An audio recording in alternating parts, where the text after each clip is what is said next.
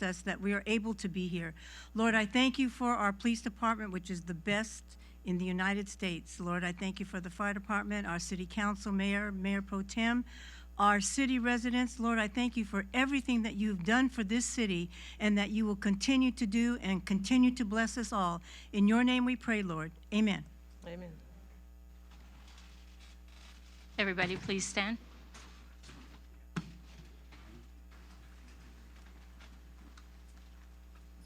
I pledge allegiance to the flag of the United States of America and to the republic for which it stands, one nation, under God, indivisible, with liberty and justice for all.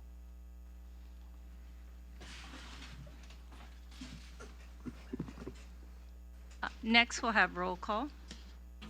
Councilmember Manning? Councilmember Montero? Present. Councilmember Reyes-English? Here. Mayor Pro Tem Johnson? Present. Mayor Vargas? He is on his way. So we'll circle back on that.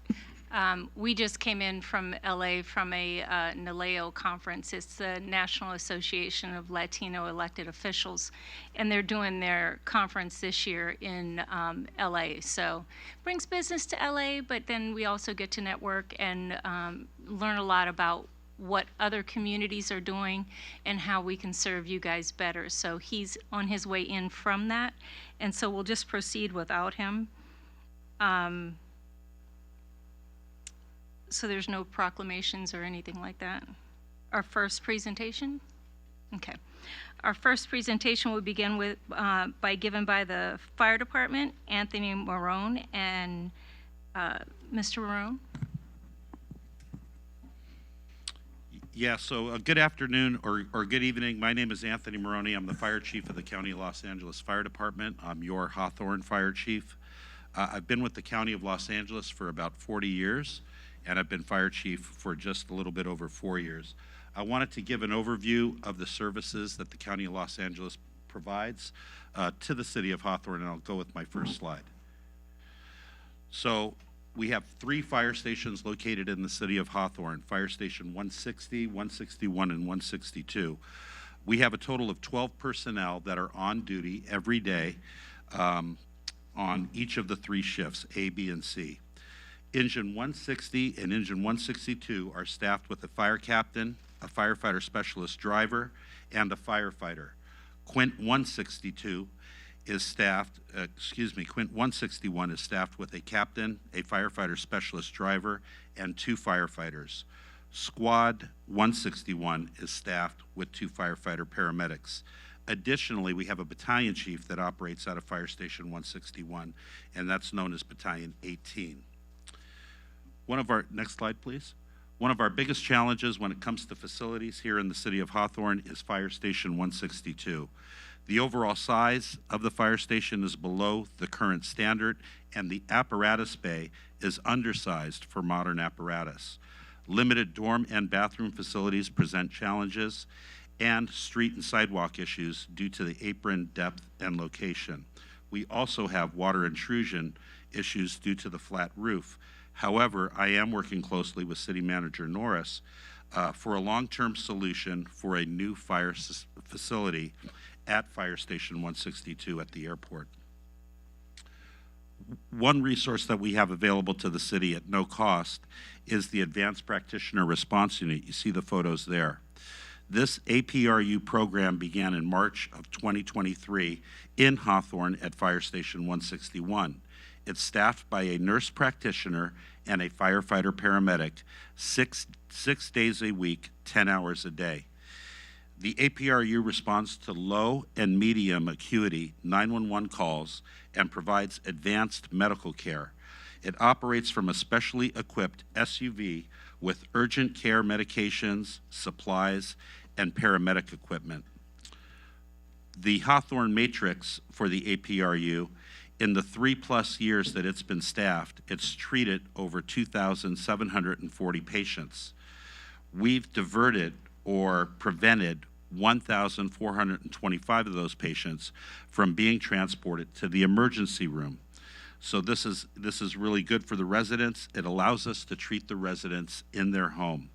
It also improves our behavioral health response by being able to transport patients that are having psychiatric emergencies to psychiatric urgent care centers, and also people who are experiencing withdrawals due to alcohol or drugs to a sobering center.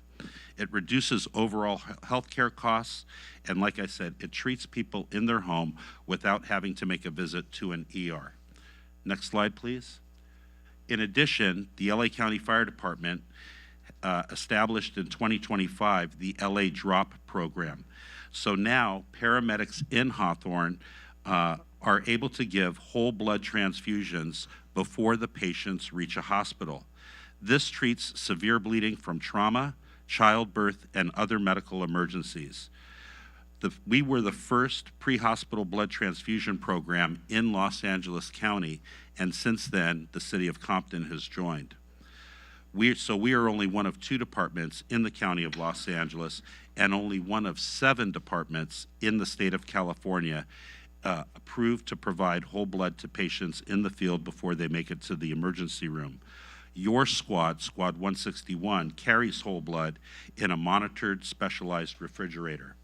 The metrics for Hawthorne for whole blood: 12 patients have received pre-hospital blood transfusions in Hawthorne since April of 2025. Out of the 60 system-wide transfusions we have given, we have a 70% survival rate. Some of the benefits of being in the fire district for the city of Hawthorne: you have access to world-class fire, emergency medical services, hazardous materials, and USAR response. You also have access to the department's helicopters 24/7. They perform medevac, crew shuttle, water dropping, and aerial reconnaissance. In addition, the city of Hawthorne has access to all of the resources of the LA County Fire Department, including bulldozers, water tenders, and specialized rescue teams like USA 2 that just deployed to the country of Venezuela. You also have fire prevention personnel that are assigned to the city to improve public safety. Those fire prevention personnel also do plan check, review, permitting for new developments and construction. Additionally, the department has a public education unit, and we teach fire safety, community emergency response training. We have an Explore program. We teach hands-only CPR, close before you doze. We have a Sirens of Silence program, and we also have a Spark of Love program that you see every year with ABC 7 during the Christmas holiday season. We also have fire investigators to determine the cause and origin of fires, and we support special events, public gatherings, and we engage in community risk reduction. Our ongoing continuous quality improvement and training to maintain high emergency response standards. Next slide, please. This is our last slide. This is a slide of the airport, and we are working with City Manager Norris to see if we can get a new fire station built at the airport, because it has increased its activity due to larger jet aircraft that are now coming in. So we are going to be working to get a new station at 162s to better protect the airport and the residents, in addition to the residents of the city of Hawthorne. I'm now available for any questions that you might have. Thank you. To the chair. Thank you. Chief Mahoney, thank you, sir, for being here. And to you too, sir. I've been a longtime resident here in Hawthorne, and I'm glad that you're here, first of all, not only as a resident, but also as an elected who's been working hard to address concerns not only of public safety, but CERT and other efforts to assure that the community is aware and, more importantly, able to participate in a number of ways when it comes to CPR training, CERT training, and those efforts alike. I was also somewhat disappointed to learn that with that, it includes a $17 million annually to LA County Fire for your services here to Hawthorne. Having said that, I do understand that there are times, especially now, where there's increases in many areas all efforts with regards to public safety and other services that are provided to our city. It's my hope that we could have an engagement where we could have regular meetings from your department here at our city council, just similar to our police. I know that this past 4th of July was quite, in my opinion, crazy, to say the least. And I would like to learn more on how LA County Fire, what efforts were made in those 4th of July, before, during, and after. And here's some numbers from you, if there are any, with regards to either catastrophic or other events that took place with regards to fireworks. I know that in my years of working for LA County, LA City, the State Assembly, State Senate, and other, I myself have 7 years in crisis response. And so I'm well versed when it comes to death notifications, when it comes to translation to our bilingual community, when it comes to death notifications and things like this.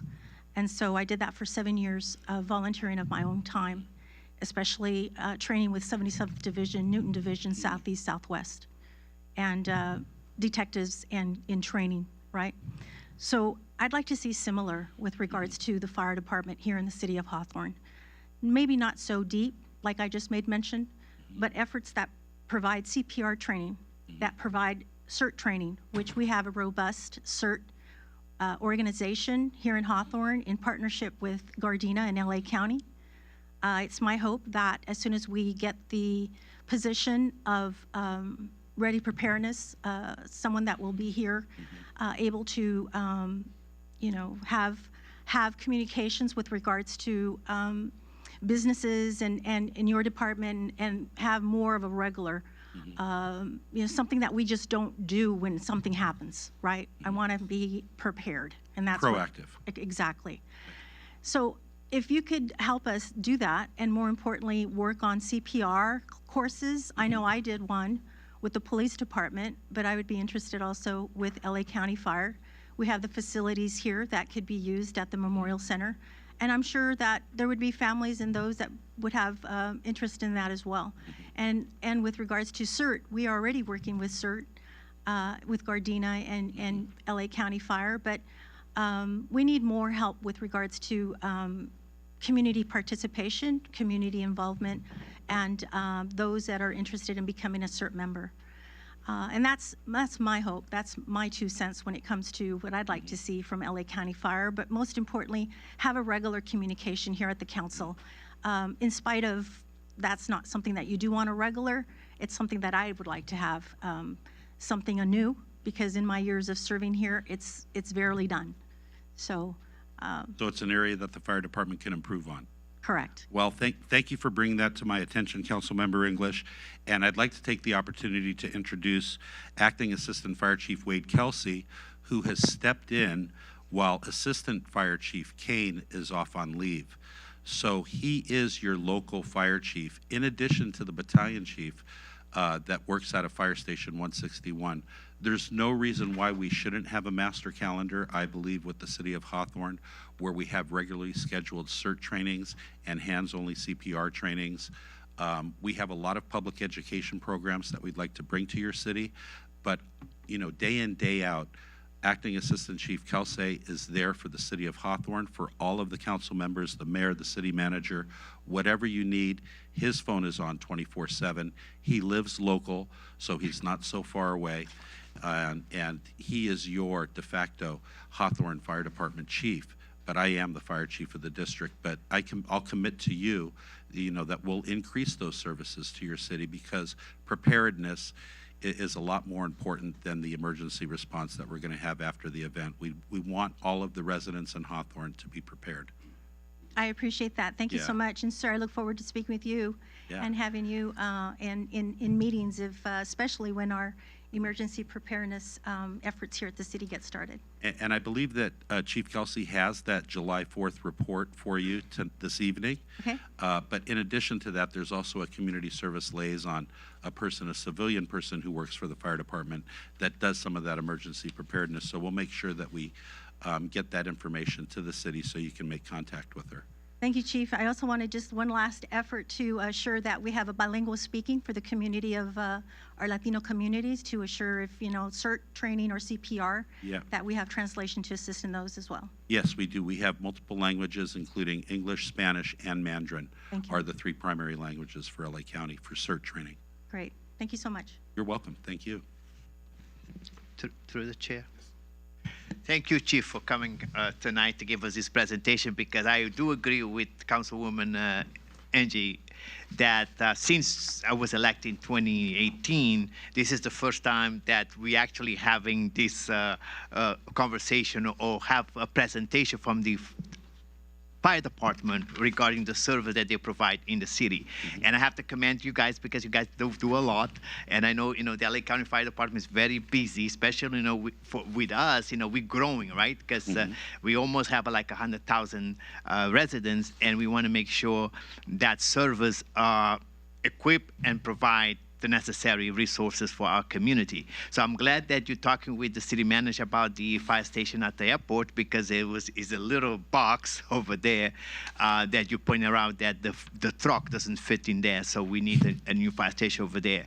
But I have to say, because every year, we see your department sending us a bill, right? Or increase, and then we need to know for sure that increase, is sufficient or even is good for our city to maintain the service with LA County, right? Because it's very important for us, the fire department, first responder, because these numbers represent saving lives, and that's what we need to do, that the residents be able to call and saving life or put some fires anyway. So I want to commend for your service, because, you guys been here for a long time. And as you know, once upon a time, Hawthorne used to have their own fire department, and then we transitioned to LA County, and the service has been good, so we do not have complaint, but we have complained about the cost keep going up and up and up. So that's the thing that we concern, because, especially all the cities, the budgets are tight, right? And we depend on sales tax, sales revenues, but we need to provide a service to our residents that it is high quality. And I'm glad to see this report that you guys have provided a service that is high standing and precise, I said, saving lives. So I appreciate you coming, and I agree with Councilwoman English. Let's have more conversation, because we need to make sure that the Hawthorne is getting the buck for his money, right? Yes, absolutely. Yeah. Thank you. No, I'll share that with you. And I just want to be clear that City Manager Norris has been very collaborative and communicative with the fire department. We've fully explained all of the increases in our annual fees to him and his staff. He did ask the tough questions, and that's why he had me come out tonight. I should have pointed out that that APRU program, that Advanced Practitioner Response Unit, that's at no cost to the city. The whole blood program, which does cost the department money, those charges are not passed on to the city of Hawthorne. You get those by being a member of the district. If we have to bring additional resources in for a big fire or a large medical emergency, a multi-casualty incident, the city is not charged for the extra resources that come in. Once you pay the bill, you get all of the resources of the county fire department. Thank you. To the chair, thank you. Very sorry I was late and I missed your presentation, and hopefully I'm not being redundant, but I'd like to know what type of youth programs you offer as far as recruiting goes for our city residents. I often go to the elementary schools, and the kids talk about them wanting to be a firefighter and wanted to know what type of things you guys do to engage with the community. Yeah, we do have a few youth programs at the fire department. We have an Explore program for people who want to be firefighters. And then on the lifeguard side, we have a junior lifeguard program available at the beach for young people who want to be lifeguards.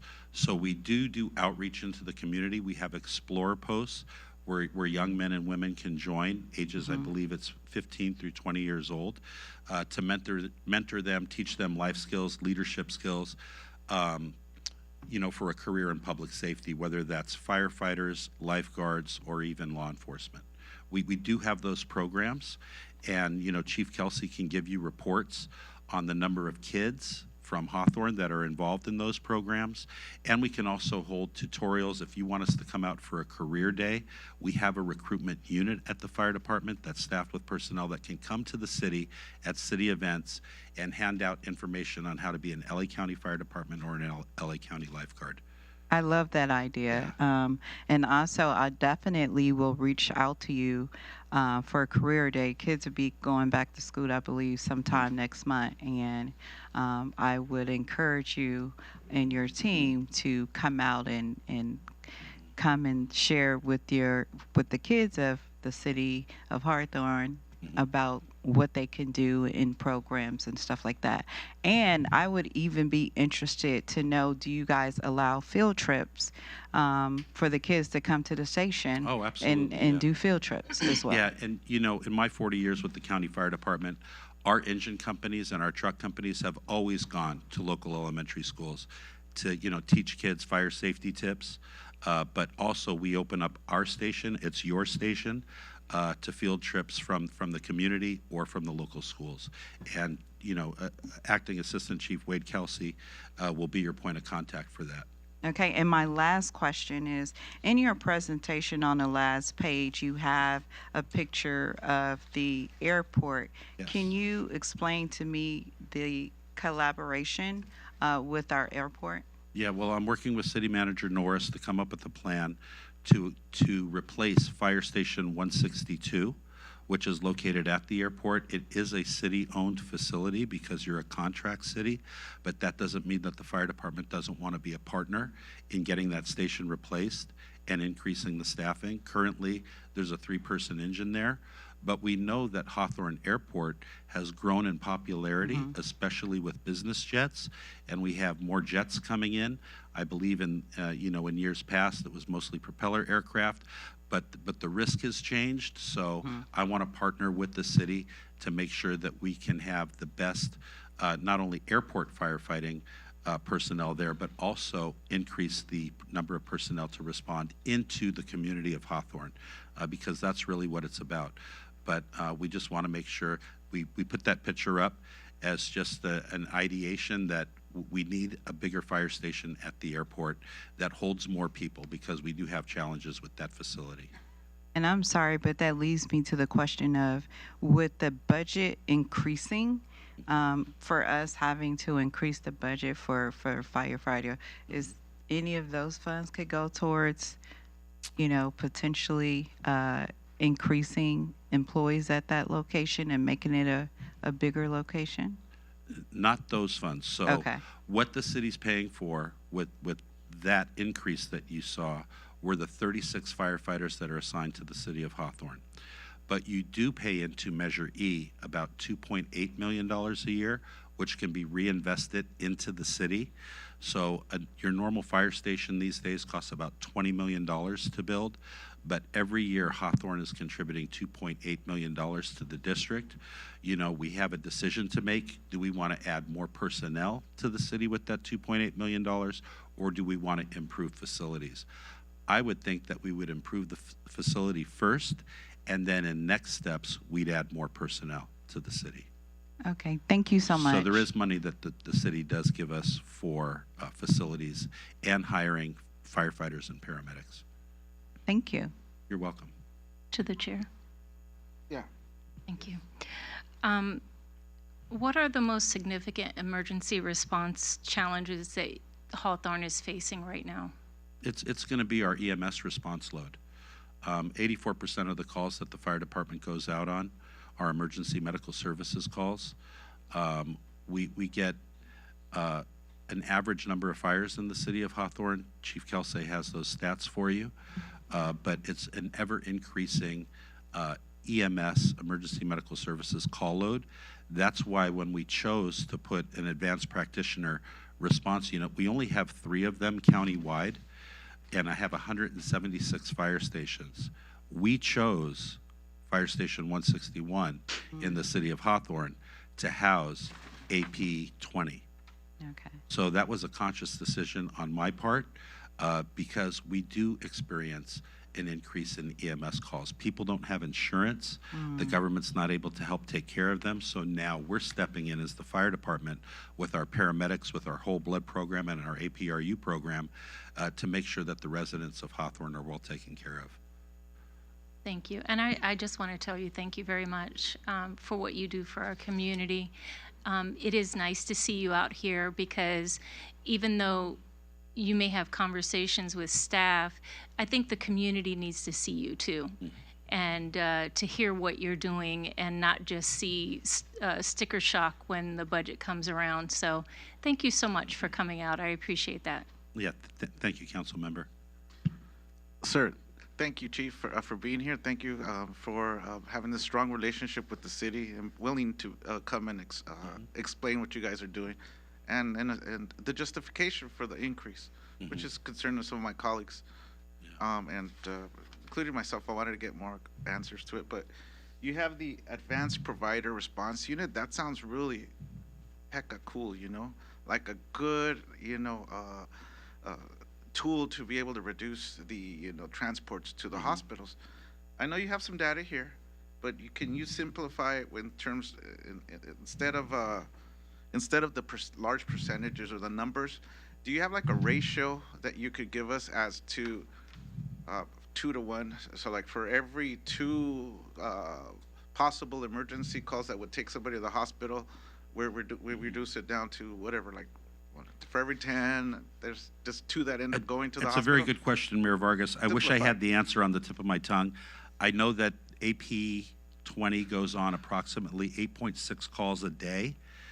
It's staffed 6 days a week, 10 hours a day, but I don't know the total. I've never added up the total number. I haven't had staff add up the total number of EMS responses every day in the city of Hawthorne. So then we could come up with, is it a 5 to 1? I'm thinking it's maybe 10 to 1. I would imagine that between, maybe that's a little high, maybe it's 7 to 1. There's probably about 56 EMS calls, I think, in the city of Hawthorne, probably less than that. But I could have staff and have Chief Kelsey provide that at the next report out. Like a ratio, like say say the unit goes out to 100 calls. For every 100 calls, we keep like 80 of them out from going to the hospital, and just 20 go. So what would that be like? What? Over the 3.25 years that we've had AP 20 at Fire Station 161, they've treated 2,740 patients. They've diverted 1,425 patients. They've kept them out of the emergency room. 52% of the people that they go on, they keep out of the emergency room, either by treating them in their home or bringing them to a specialty center like a PUC, a psychiatric urgent care, or a sobering center, or another facility. So 52% diversion over the last 3.25 years. Thank you. I really appreciate your response to that, and you have my commitment, and hopefully we have your commitment for a long-lasting relationship between you and the city. Thank you, sir. Absolutely. No, we really appreciate the city of Hawthorne. Your city manager has been very collaborative in working with us, so we appreciate that, and we want to provide the best service. So when a resident comes up and says the Hawthorne PD is the best police department in the world, I want them to also say the LA County Fire Department, the Hawthorne Fire Department, is the best fire department in the world. And you know what? Having you here, it's kind of like, it's really about showing you off, showing what you guys have, being able to highlight these things, especially this unit that we talked about that I wasn't aware of, because you guys take care of all this over there on your end, and it's like we're not always in an emergency to see this, but I think the community is getting a great picture as to how valuable you as a resource are. Thank you, sir. Thank you. I think we're good. Thank you very much. Should I turn it over to Chief Kelsey for his report out on July 4th? Well, let's give the chief a real quick thank applause you. first. Thank you, sir.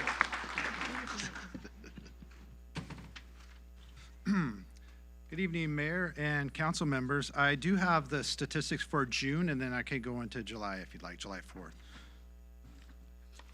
Okay, so during the month of June 2026, the County of Los Angeles Fire Department responded to a total of 960 calls for service. 820 of these calls were for calls for emergency medical service.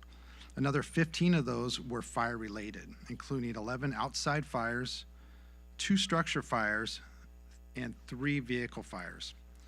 Outside fires accounted for the majority of responses and primarily involved rubbish, mulch, and light vegetation fires along the I-105 corridor, some railroad right-of-ways, and some open areas.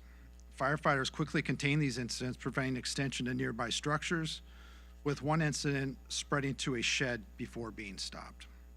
Crews also responded to 2 structure fires, including a microwave fire that was extinguished prior to arrival and an apartment fire that required an interior attack and was successfully contained.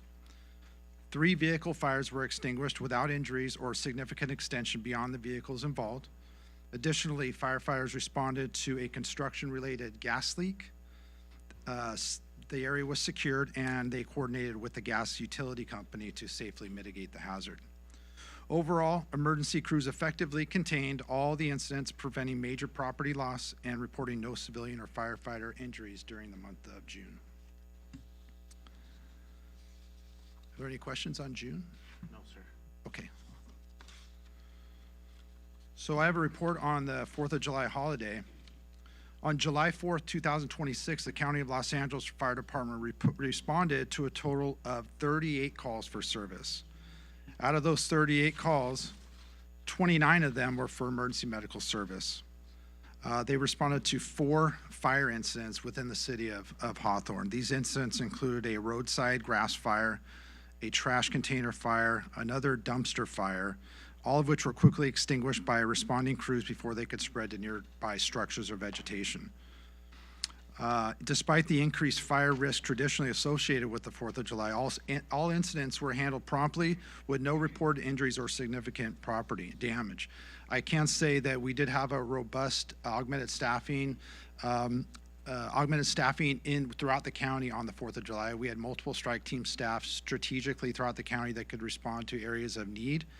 We did have roving patrols of all of our fire apparatus during the peak hours of 4th of July, to deter the illegal use of fireworks, and in the city of Hawthorne to make sure that safe and sane fireworks were being used appropriately, and we could be out there we could rapidly extinguish anything before it got out of control. So we definitely did patrol the areas of Hawthorne during those peak hours.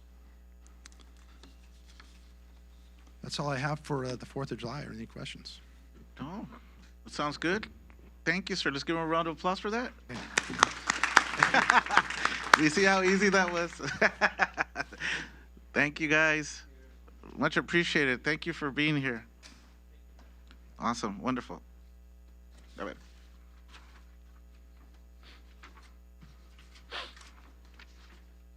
Just a moment. Okay. I'm going to invite DJ Dorado to the podium to talk about the paid parking pilot program. An update on that, please. And then we'll have a presentation on the drone program by our police department by Sergeant Wu. Where's he at?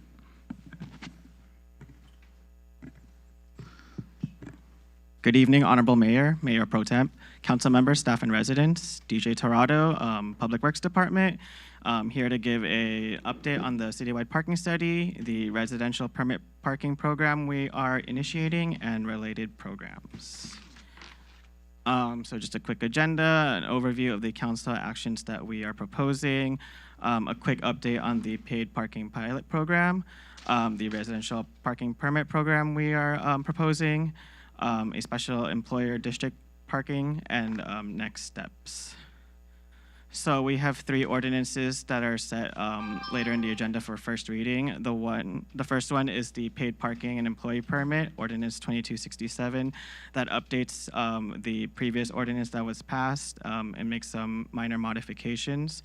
The residential parking permit program, Ordinance 2268, and the employer parking permit program, Ordinance 2269. So just a quick update regarding the paid parking pilot program. We launched on last Monday, July 6, 2026. Previously, we had provided a 30-day grace period after the pay stations had been installed on Hawthorne Boulevard, the 129th and 130th lots, and a portion of Jim Thorpe Park. We engaged the community with the assistance of Laz Parking through their ambassador program and outreach campaign. For Ordinance 2267, we are removing Jack Northrop Avenue and pushing that towards a employee permit program. We expanded the curbside only paid parking on Hawthorne Boulevard from Broadway to Imperial Highway. We're proposing adding a special event rate of $40 per day for any special events. This includes the upcoming LA 28 Olympics. And we introduced a monthly employee permit option available at the paid parking pilot location shown. Mr. DJ? Yes. So what's the situation with Jack Northrop Avenue? So I will explain that once I get to the employee permit option. So just towards wait? the end. Yes. Okay, I'll wait. Thank you. So we established, with the monthly employee permits, we established a virtual permit for employees working within Hawthorne. Through this program, we require proof of employment for eligibility. The permits, they're not physical, they are now digital, and they are tied specifically to a license plate, and they're not tied to an individual parking space, but to the pilot location shown in the previous slide. This excludes curbside parking on Hawthorne Boulevard, and it is priced at $55 a month, and participation is optional. So for the residential permit parking program that we are planning to introduce, just a quick background of the existing program. So the existing program permits selected corridor segments to be permitted. So for example, 116th Street between Ramona Avenue and Churro Avenue is considered preferential parking. So only those with a special parking sticker are allowed to park in that location. Residents pay a one-time fee of $10. If they need another permit, there's a 3-permit maximum, and it's only 3 permits per household. From our parking study so far, it indicated that the permit program shifted pressure to adjacent streets without resolving area-wide parking issues.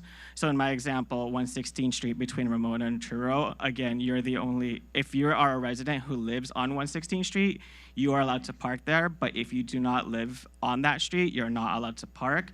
So that meant that those who could not find parking were pushed out of the permitted location. And in 2019, the program was paused from City Council direction. They directed staff not to accept any more petitions for preferential parking, but we are hoping to improve that and proposing with this update. So with this proposed program, we are establishing residential permit districts. In a couple slides, I'll show you a map of the districts. So rather than a specific street that is preferential parking, it'll be a neighborhood or certain streets that are expanded with these regulations in the neighborhoods, and we can update this as needed. So if a district needs to be larger or smaller, we have that capacity to expand or reduce as necessary. Residents can activate their district through an activation process that I'll explain in a second. The city will confirm that the regulations will meet the residents' needs, and ultimately City Council will approve the activation of this district. The city will manage the district through updated parking signage, online permitting processes, and also enforcement. So how it works is that the city will issue a program restricting on-street parking in designated areas to residents and their guests. Non-permit holders face time limits or parking restrictions. So if you don't have a permit, you are not allowed to park in that permitted area. Districts are defined by neighborhood, land use, and proximity to high traffic generators. Permit holders may park anywhere in their district, so it's no longer limited to a specific street, but rather an area. But to note that this permit does not assign you to a specific parking space or a street.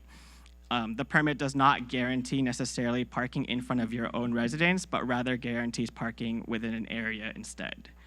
Permits do not exempt residents from complying with other posted regulations, such as street sweeping, so residents with a permit would still need to follow those rules.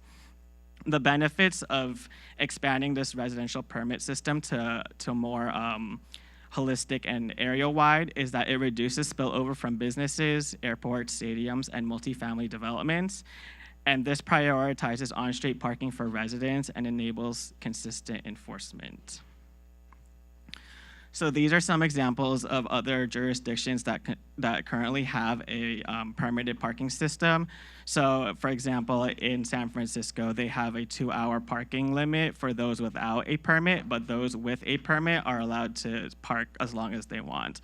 And then in Boston, they just have a blanket residential permit parking. So if you are a resident and you have a permit, you're allowed to park there. If you are not a resident or you don't have a permit, you are not allowed.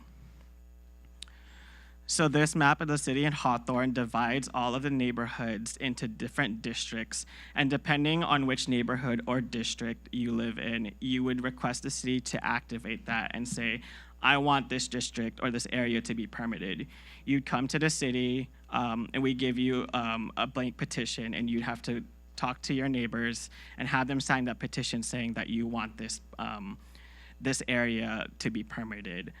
Once you meet the minimum number of signatures, we would propose to council that the district become activated, and then that would become permitted.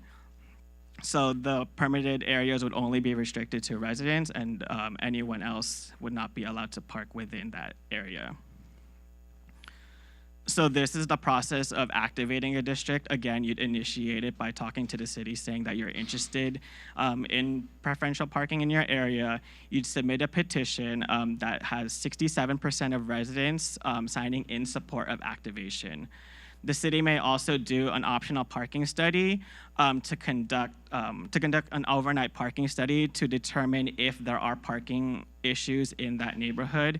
And typically, we require that minimum 75% occupancy, meaning that depending on the number of parking spaces, there are a number of vehicles that are occupying those spaces. The city would evaluate the results of that parking study, and we develop parking regulations depending on what the parking district needs. City would go to the city council to pass a resolution for approval to activate that district, and once that district is activated, the city would install signage, begin issuing permits, notifying residents that this district is now active, and we would start enforcement. In terms of managing the residential permit program, all households in an activated district are eligible for permits. A permit is only required to park on street. Again, this is an option. Residents are not required to purchase permits if they park in their own driveway or garage. And again, the permit does not necessarily reserve parking in front of your own residence. It only reserves parking for your district. Permits may be purchased monthly or annually through an online portal. On the right, you can see the escalating scale of permit prices. So the first permit is $25 or free if you qualify via for low-income qualified households. The second permit would be $50. The third permit would be $200, and the fourth permit would be $500. And this is to encourage people for those who have their own driveways or garages to use them, and for those who may not have that ability to have a couple of permits that are more financially accessible to them.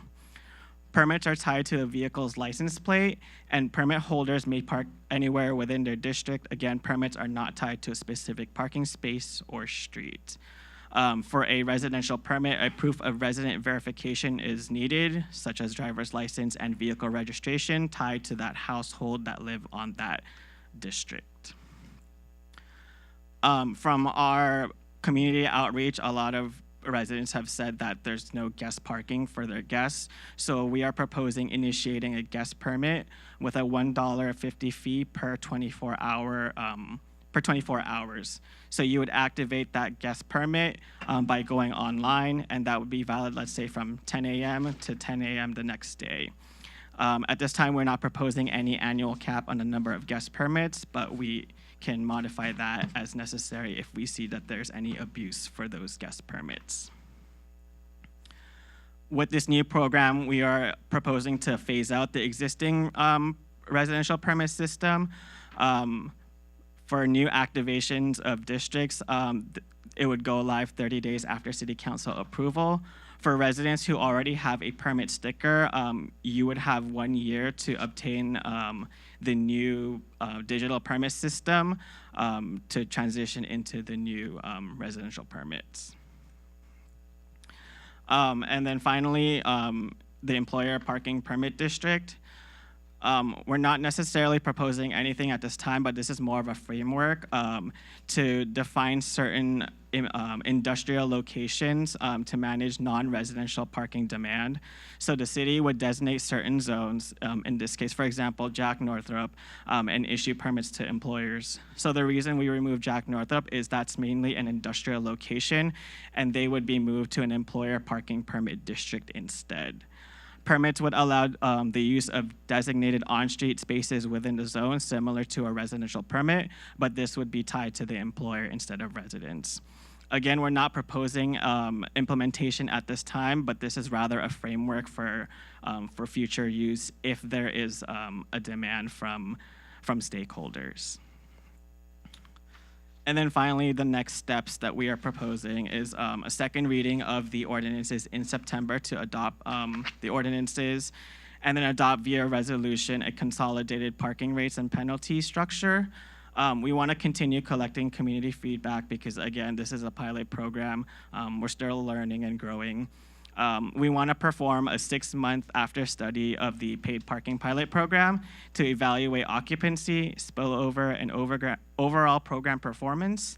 And we want to activate the residential permits and the employer districts as they are requested following City Council approval processes.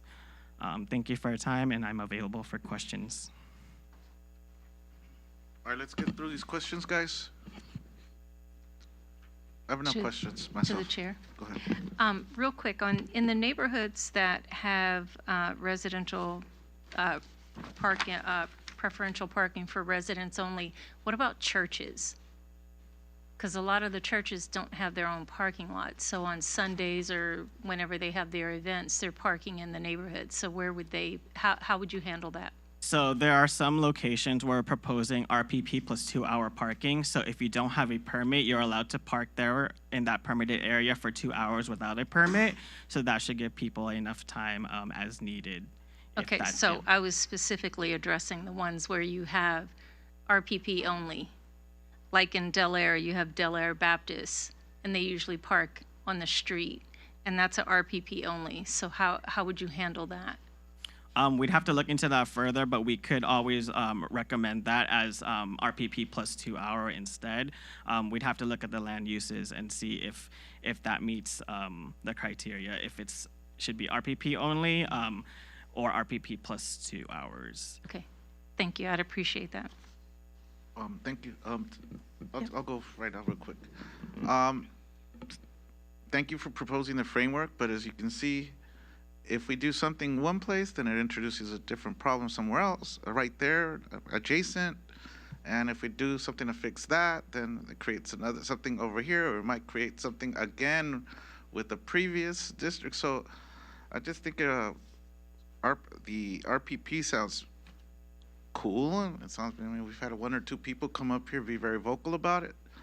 But I think we need to be very careful because there's gonna be a lot of unhappy people if at any point it's implemented, and not all areas are the same. Not all areas would call for it. So I just think you did a great job in putting the information together. This is a good framework, but we just need to tread very carefully. That's just my opinion on the matter. Mr. Mayor, if DJ can explain, this wouldn't be a staff decision. This would have to come before the council for approval. Is that correct? Yes, so back to my slide about activating a district. Again, this would be initiated by residents via petition. If there is a majority in support, then, and if we need to do any parking studies and we see that it is viable, then we would recommend to council that that district or location would be activated. No, and I do appreciate that, and this is a response, but Mr. Ruben Sanchez from the North Hawthorne Community Association isn't the whole of a 95,000 member population city, so, and he's been very vocal about it, so I think we just need to be very careful. To the chair. Yes. Oh, no, well, you were going to go first. You already, Yes. her, and then you, she Go had ahead. called my attention first. Then you. Thank you, again to the chair. Thank you. A couple of questions with regards to phasing out the existing RPP. When you're looking at the activation of a new RPP, and then you have a 30-day going live after council approval, my question is the grace period in which the existing permitted residents would have a year to pull a new one. Are you even verifying that there's still a 67% of residents that have actually signed the petition and are continuing with those efforts? Because as we all know, residents move in and move out. And you have existing and you have non-existing where they don't even know about the program, let alone signed up for it. So I say this because this is exactly what happens in LA with regards to preferential parking, right? You have the ones that had signed up previously, they die, they move, you know, family takes over the house is sold, etc. So I would like to see efforts to see how you could capture a new 67% with regards to the existing permit holders. I think that's important. And, you know, if folks have signed for it, had signed up for it previously, and then there shouldn't be a problem, there shouldn't be, you know, any concerns that they may have. I'm talking about still having a threshold of the 67% to even continue efforts with regards to preferential parking of the areas in which they made efforts to collect signatures from the actual homeowners. So that's my hope, okay, that we look at that. And then at the others, I would really pay attention to the churches. Bless the churches, but at the same time, churches aren't truthful. They'll continue to park wherever is needed, because churches are not just in the morning. I know this because my father-in-law was the Reverend English, and we were there all day long, starting at 8 until 10 o'clock at night, 3-4 times a week. So really pay attention to that and work with the actual churches, the pastors, reverends, bishops, whomever, to see whether or not they are going to have a church such as that. And then you could actually have a conversation on how we're going to work collectively to assure that everybody's fair, okay? Understood. So that's my hope. And then the other thing is, with residents that are, for instance, let me go back. We have an appeal process, right?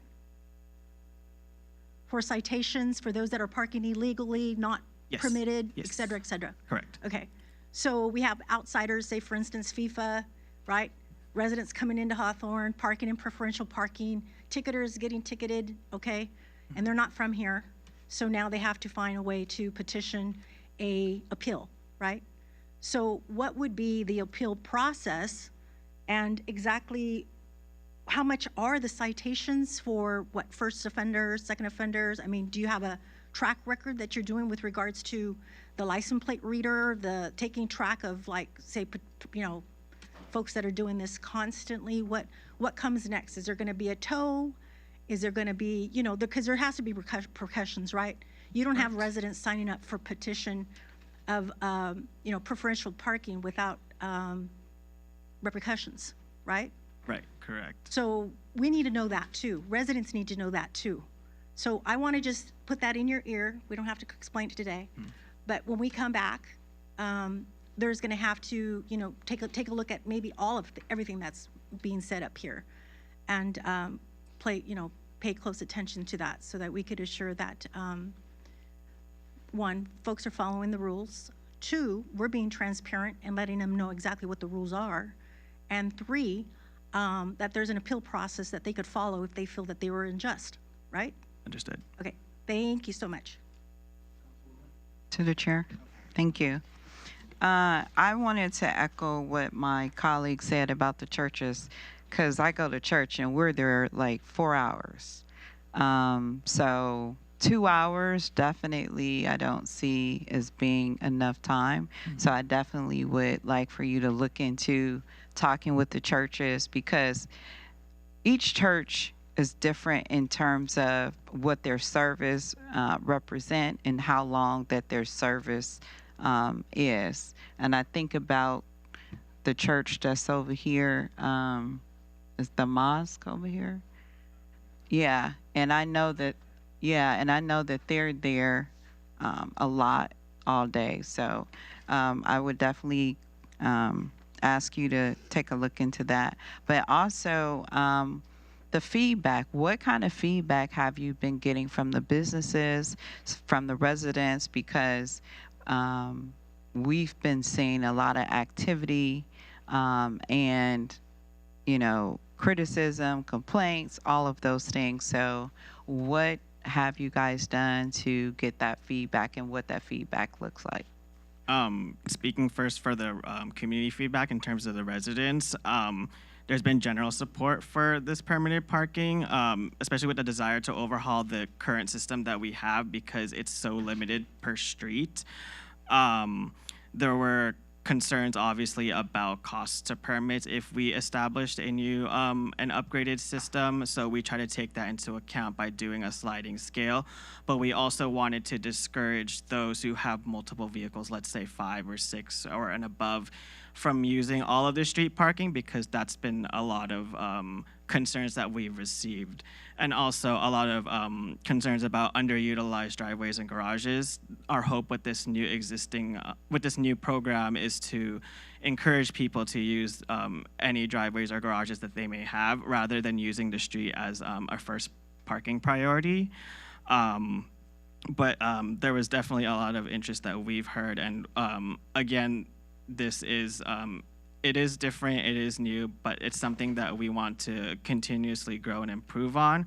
The ordinance does set the framework, but it allows staff the opportunity to make changes as necessary. Like you said about the churches, that's something that we may not have thought of, but that's something that we're definitely going to consider before moving on and implementing this system. In terms of the businesses, it's been, we've heard the concerns. Basically, people, it's new, right? Charging for parking is definitely difficult and different because this is the first time we've ever done such a thing.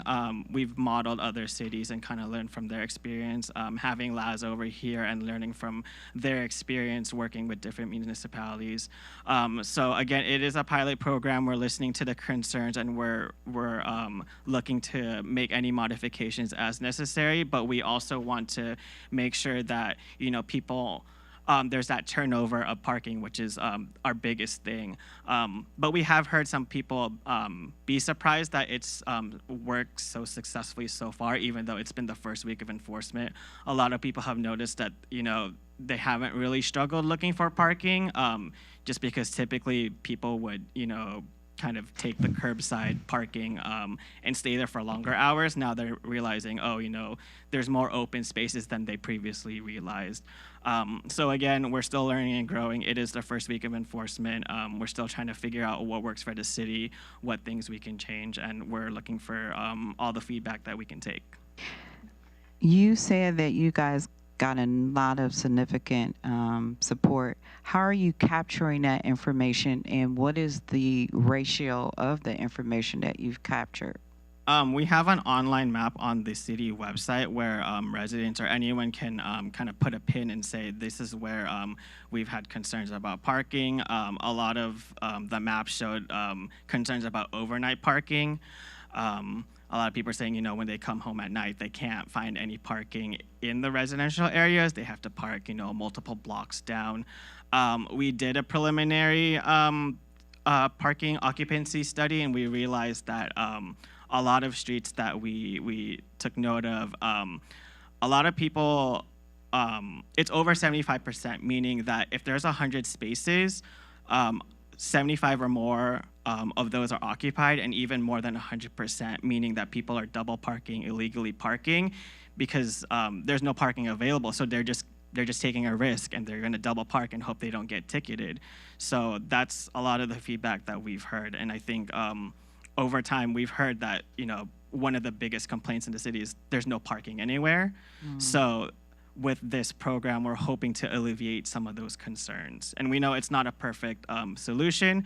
And again, with the feedback that we're receiving, we're going to tweak it as necessary to make sure it's helpful for the residents, for visitors, and for employees as well. So is that the same process? The businesses are pinning that? Yes, anyone can pull up the map and pin and put a comment saying, there's parking issues here, or whatever concerns or questions they have about parking. Thank you. Councilwoman? Real quick, Councilmember Montero, I'm sorry. It just dawned on me. I heard something recently with regards to City of LA going away with their contract for licensed reader with concerns with regards to data and how it's used. So I think that's something that we need to pay attention to, need to work with our police department, and need to understand if there are contractors that we're working with, exactly how that information is being used or not, and go from there. But good presentation. I'm glad you're going away with some concerns and some additional. But yeah, great. Thank you. Sir. Through the chair, thank you. Thank you, DJ, for the presentation. And actually, this is what people have to understand. We have been listening, because I've been in this city for 30 years, and parking has been a thorn to all of us. So to me, what you guys are presenting is a good start. I have to commend you and the Public Works Department and Vaughn and all the people that got involved to create this study, because, like you said, 2019, we put a moratorium on preferential parking. So now, it had taken almost 6 years for us to come up with a solution based on all the complaints that we've been getting, email, text message, people come over here, talk about parking. This is a good plan. It could be tweaked because, like I said, the churches, because I was just thinking about Del Air, because, people come to pick up food, sometimes they park on the street, et cetera, et cetera. So it's a good plan. To me, just look about those 2-hour parking situation, but this is good. You guys have 100% my support on this, because I think this is happening all over the United States. Like you put Boston, it's in Boston, New York. It's right here in our backyard. Culver City, Beverly Hills, West Hollywood, that have all this district parking. And we need to start doing things different in Hawthorne, because status quo cannot continue. And this is what people have to understand. And we listen also, because the reason that we put parking meter on Hawthorne Boulevard and somebody, because the business came to complain to us that the customer didn't have no parking.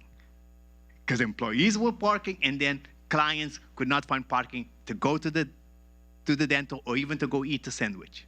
So that's why we're trying to address all these issues that people, residential people, our constituents have come to us. And to me, this presentation is outstanding, and whatever that tweet, whatever that have you heard from my colleagues, because I would vote with my eyes closed on this program. So thank you, thank you, thank you. Thank you. All right, so I guess my turn. I don't know if I vote with my eyes closed, because I don't know, I wouldn't want to hit the no button on this thing, but I mean, I say that kind of facetiously, I guess is the right jokingly, but I think the whole concept, the whole momentum of what you have here is a great idea. Just need to be able to be careful. Like I said, you implement something here, it'll create something next and before, etc. So it's like a domino effect. So, you have the framework that I'm very happy about. DJ, I guess I'll ask DJ or the city manager, Mr. City Manager, how much is the parking for an hour? Different locations, Mayor. What location are you asking about? From what, like, along Hawthorne Boulevard? Then Hawthorne Boulevard for the first hour and center medium, 1 hour is free, 75 cents after that. Oh, 75 cents? Okay. Angle parking, there's no grace period as of today, and it's $1 per hour, if that's correct. $1 per hour, 2 hours per max. Thank you, DJ. And then just to add on the median, again, first hour free, 75 cents after, maximum $3 for the day. $3 for the day. Maximum $3 per day, 75 cents a dollar. Yes. Yeah, I think I'm making my point just by. It's very low. you We said- studied with Kimberly Horner Consulting, we studied other cities around this area, not just those cities that seem to be more well-off. We surveyed all the cities, and we're by far the cheapest rate for permit parking in the region.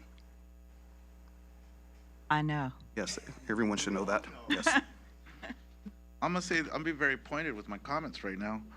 It's the cost of doing businesses. If you're concerned that people aren't coming to your pizza shop, make a better pizza. You know? Don't complain about the parking.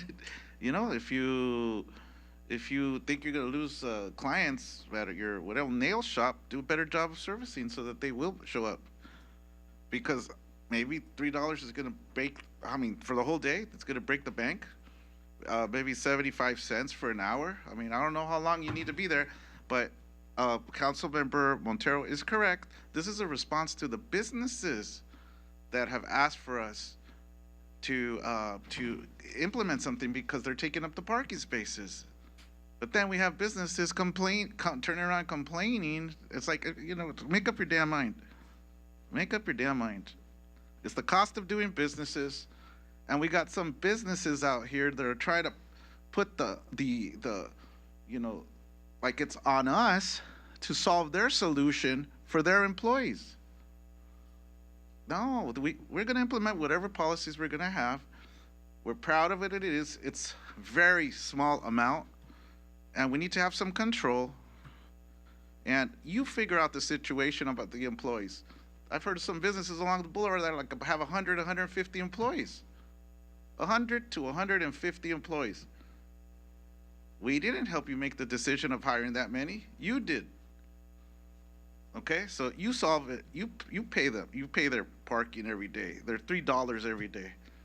You know, just make the modifications to whatever you need to do to pay their parking for $3 a day. Okay. I have somebody very close to me that got penalized, but he got the message, and he's gonna. He's not gonna do it again, and he's gonna pay the whatever it is, you know. So I think we're making the proper accommodations. You guys have thought it through, DJ. The inside the center medium, an hour free, an hour free. How much time do you need to spend going in and taking care of some stuff, man? It's like an hour in and out, and you know what that does? It helps circulate the people that are parking, so that another potential business, somebody else will be able to park there. In and out, in and out. We can't have that be the solution for everybody. People who are, residents that want to park their excess cars there. They don't care that they walk like half a block to park it there and go home. They're taking away. Some of the residents here, unfortunately, in some of our high-density project areas are parking in some of these lots and taking away potential spots for people who want to go to eat at some of the restaurants and, go to some of the businesses. Let's just be honest. So even residents. But then we got the employers who complain, like they're the ones that are asking for it. So I think I'm very proud of what we have. Let's just tread carefully still, because we are gathering information and certain things we might have not considered, right? I mean, you can also admit to that, right, DJ? Absolutely. Right? And so I'm very happy with what you've done. Thank you. Mr. Mayor, if I can have DJ explain one new initiative that we're going to move forward with, DJ, regarding taking individual concerns and doing an assessment of those concerns and reviewing them every 30 days, if you can somewhat touch on that. Yeah, so we have I guess you can say like a parking committee where we gather all of, we have a database of everyone's concerns, questions, comments that come in via email, through the website, phone calls. So we assess them every month. Again, it's a growing process. We're still learning. Obviously, the parking program isn't completely perfect, and not everyone's going to be happy, but we're trying to take everything in consideration. So listening to those comments, working with staff to see what solutions we can come up with to make as many people happy as possible, but also, again, trying to generate that that turnover for vehicles, and ensuring that, you know, there are parking spaces available in the city. They're just being underutilized or misused in certain ways, but it is a solvable problem, but we're still learning and growing. Yeah, and to the chair, real quick, just in closing, I just, you know, we are contacted a lot with regards to many efforts in the city, you know. I think this has been probably minimal to what we've been contacted with regards to the dislike or the like, right?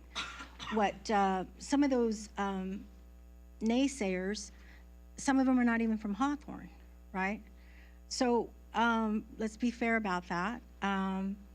We have reasons for the changes, and it's not to, you know, as folks have said, to get rich. You know, this is truly a problem in Hawthorne when you have bad actors that are taking their business vehicles, parking it in the medium or elsewhere where some of these new parking efforts are going to take place, and leaving it overnight and jumping into their car and going off to their city, wherever they may live, okay? And I've actually seen that. I've seen it. And then we have repair shops, instead of parking their vehicles inside their lot, which was permitted. When you get a permit, it says you need to have your vehicles in your lot, taking advantage of the medium to park all their broken down cars until they're ready to repair them. Well, what does that do? You know, what that does is takes away from those patrons or those that live in Hawthorne and really need that space. And then, like the mayor made mention, you have apartment complexes that have more than one vehicle. They have their one parking space, say, you know, in their parking apartment complex, but they own 3 or 4, and they park them out again in the medium or wherever they may fill. And so it's just a cluster, you know what, and it continues and continues and continues. And Hawthorne is growing, and we have to make, you know, new efforts. And more than that, we have to think outside the box, because that's exactly what other cities are doing.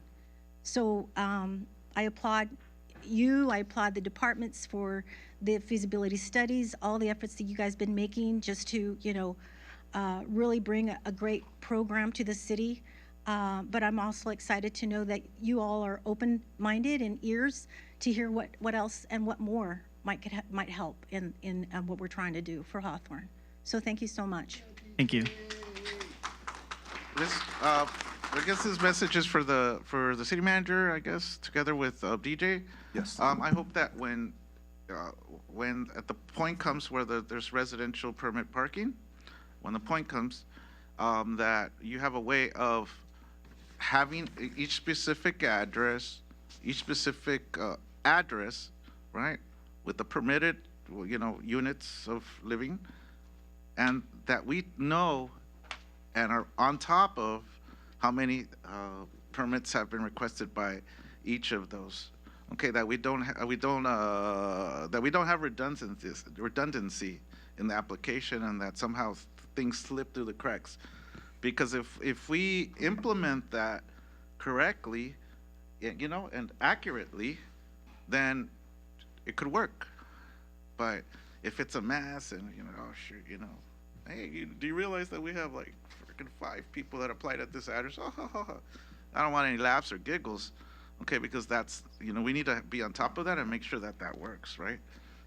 Just a comment on that. Sure. That's part of the issue with the sticker program, is that although we do have like a manual list, we have a giant binder in our office of all the parking permits.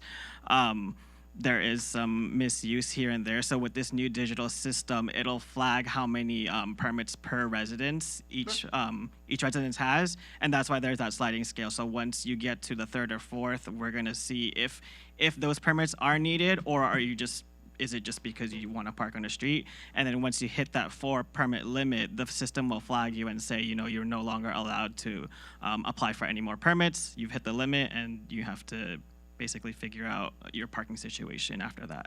Okay, and then also, we need to see what type of a residence it is, and to know, hey, these guys, just like you said, they want to just park on the street, ha ha ha. No, you got your driveway that you could park 1, 2, 3 cars. You know how like some people just have to get up in the morning and open, move the stuff for their kid so that they could pull their car, all that. You got that. You got to be able to use that. And I don't want to make any extra accommodations for those people living in the apartments. They chose to live in an apartment. If they have a beef with their apartment owner that's charging them to park within their building, well, then don't go and live in that unit and rent there, because that's not our problem. It's your problem that you have to pay for it and you choose not to pay for it. So it's not on us, and it's not on the rest of the residents who are struggling to find parking. Okay, so we need to just be careful about all this stuff. There's just so many issues and so many, we get pretty intense about it. But thank you. All right, thank you. Let's give them a round of applause. Thank you. That was a great discussion, a lot of concerns. So I'm glad that we're in a good position up here amongst us on the issue, that we have that commonality. Sergeant Vu?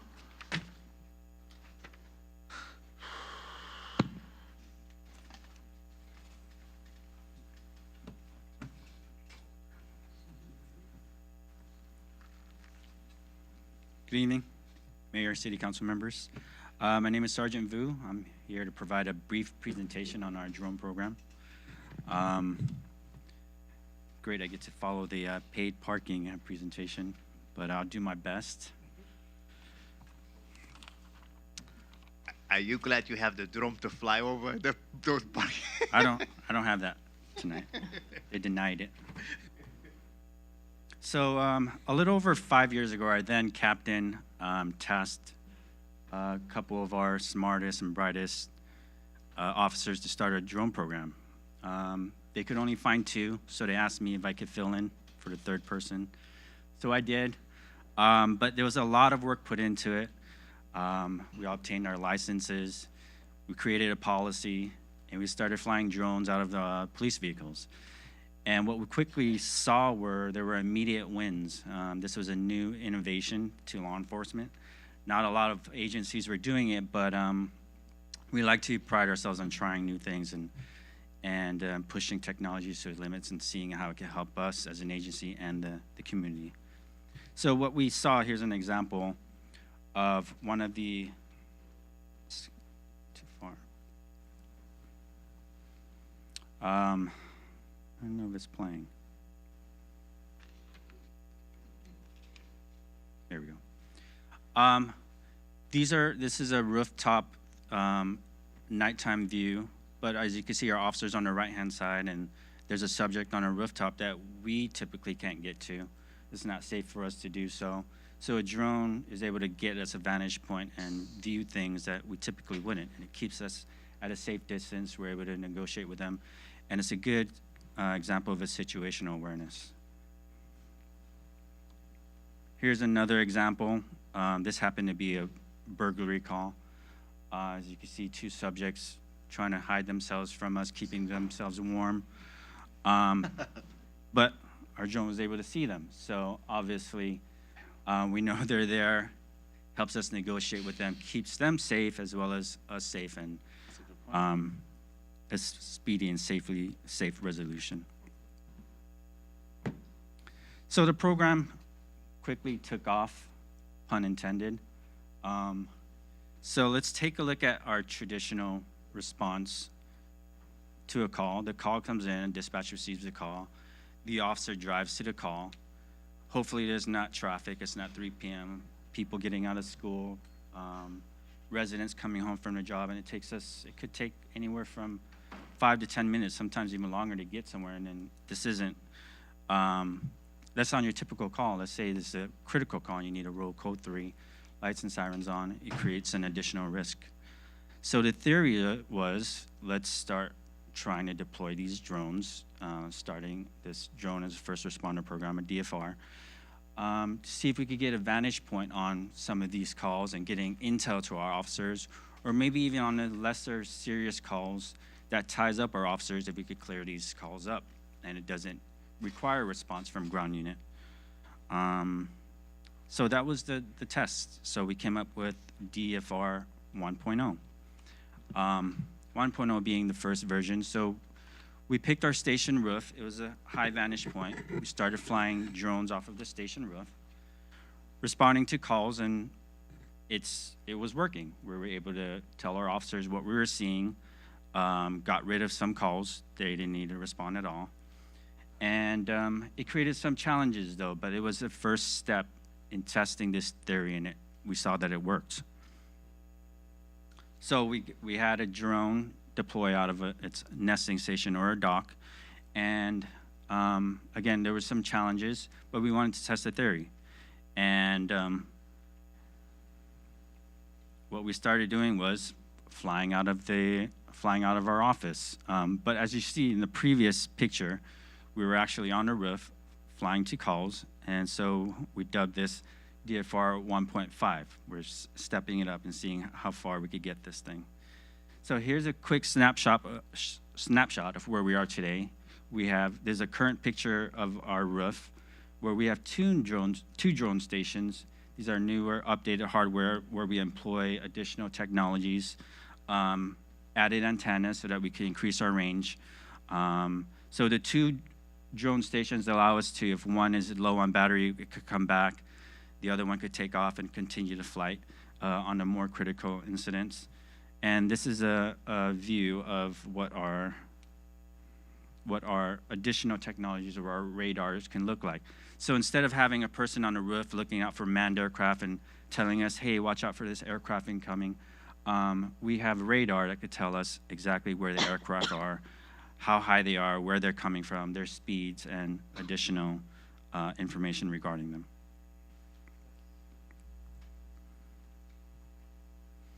So some quick information on our flight stats. We are typically averaging over 100 flights a month. We're on scene on calls on average 90% of the time. We're arriving within 90 seconds of a call going out.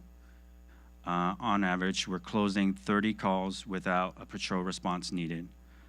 So that's nearly one third of the calls that we respond to. Now, there's some concerns about privacy, what we're able to see, what we're doing to mitigate that. So I'm gonna give you a quick overview of what our typical flight looks like. And we're overly cautious on what we're pointing our camera at. So we're pointing at the horizon as we're flying to our destination. As you can see, we're seeing much of this skyline and rooftops. So if you're not doing anything private on your rooftop, you don't have anything to worry about. But we're just passing through, trying to get to our destination. And truthfully, a lot of times, we can't really focus and ingest everything that's in front of us. As you can see, we're worried about, okay, what kind of intel is coming in from these calls? What do I need to look for? Who am I looking for when I get there? And things like that. So here's the drone finally getting to its destination, backing up some officers on a call.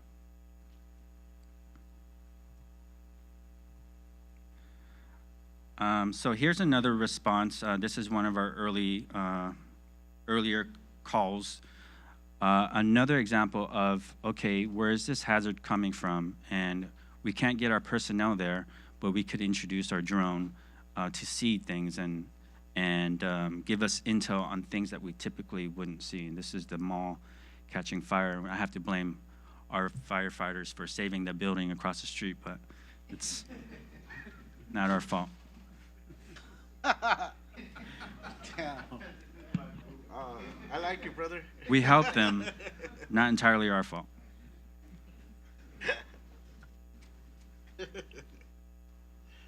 Here's another good example of how we partner with our firefighters, because these our drones aren't always used for suspect apprehension or those types of calls that you're used to that you think we're involved in, but we also partner with other agencies, our brothers and sisters at the fire department, in providing them intel on structure fires and where the fires can possibly actually spread to. So as you could see, this is a pretty engulfed fire structure, and here you see the adjacent structure is also catching fire, so that the fire captain at the time when I showed him this, he was able to focus his resources elsewhere as well to stop the spread of fire as well. Okay, now we're getting into some suspect apprehension type of thing, but this is a good example if you pay attention closely. The suspect in here, he throws a rifle from the vehicle, and you don't see any police cars around. I'll play that back again if you missed it. We, during our flight, noticed this, and we were able to relay that to officers so they could go and take that gun and that rifle into custody before any bystanders or, God forbid, a child or someone takes custody of that and they harm themselves. So this is a major force multiplier type of thing that we typically wouldn't have eyes on, and we would totally miss as we're driving behind a suspect and they're gaining on us and we're trying to turn a corner, and that's when they take the opportunity to toss evidence, or in this case, a firearm.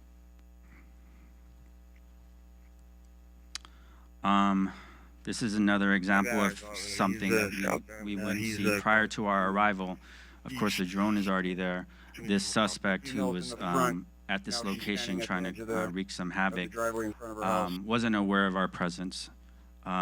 Here's his lights and sirens coming and decides to try to conceal his firearm in a yard and bury it in dirt. This is typically something we wouldn't discover or we would never see, and citizens don't see as well, and they couldn't report that to us. So it results in a apprehension of the suspect eventually, and the recovery of that firearm, keeping the public safe.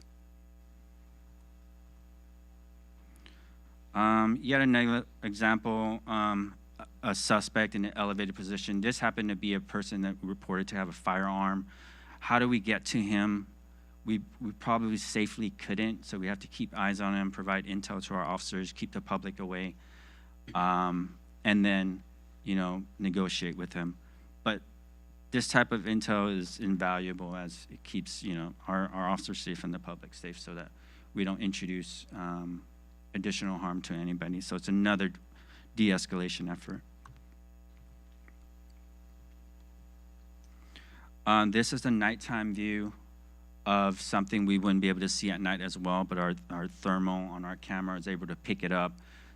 Two subjects who were stealing copper from a local business decided to conceal themselves in a bush. Officers can't see into that bush, but with our advanced cameras, we were able to see and direct them to where they need to put themselves in a safe position, and then call out the subjects so that they could safely take them into custody and keep them, and as well as the suspects, from engaging into additional altercation.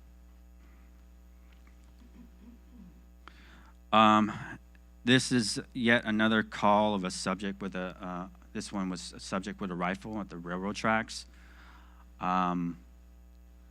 Very touchy subject, like how do you get there, and will you be forced to use some type of use of force? So we're providing them with information, intel, where the suspect is or the subject. Keep yourself at a safe distance. We'll provide you with some information at which point is the best approach, when is the best time to make your approach so that you don't encounter that type of use of force. So in summary, what our outcomes are from our drone as a first responder program, today we dub ourselves as a 2.0. We're operating out of our office where we could fly at our keyboard out of the 2 drone stations, and we pride ourselves on de-escalating. There's safer outcomes. It provides a situational awareness that our officers typically wouldn't have. Many of them also are able to pull up the drone footage on their smart devices, their phones. If they don't, we as the pilots are able to give them information of where to come in from, what they're looking for, and they're no longer having to rely on the information that's just solely coming from dispatch, and sometimes the descriptions are wrong, the directions are wrong. We're getting them there, we're letting them know if something's actually there and what exactly they're looking for. So again, it's not only for police, it's all for emergency services. We assist other departments as well. And now it's no longer a concept, it's a standard component of how we do policing today. where does that leave us?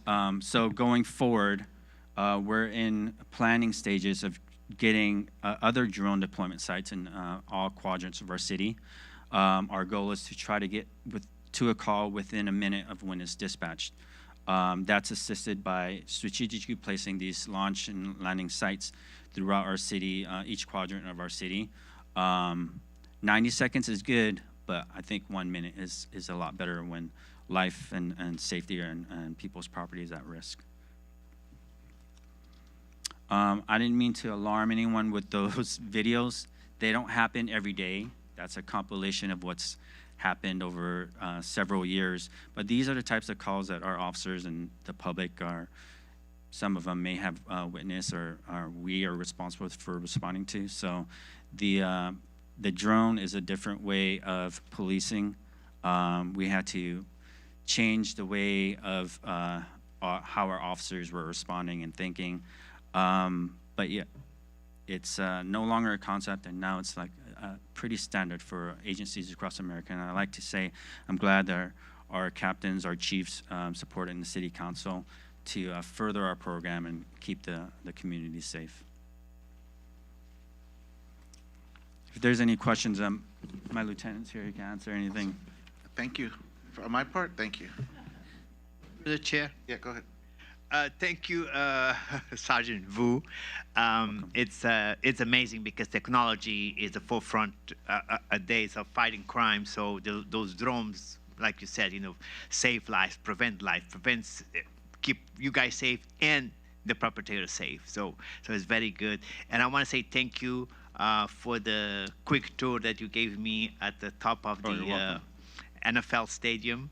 Right, because it was SoFi, it was doing the World Cup, so I went up there, and thank you, Chief Lane, to drive me over there for you guys to show me the whole operation during the FIFA World Cup, and everything was beautiful, to see all those drones coming in and out, capturing all the fans coming from Hawthorne to Inglewood on a peaceful manner and everything, and believe it or not, Mayor Budd, I saw him on Monday on a meeting, so he was saying that the whole entire operation was fantastic, and he said thank you to Hawthorne and some other law enforcement, and also for all the collaboration that you guys did over there.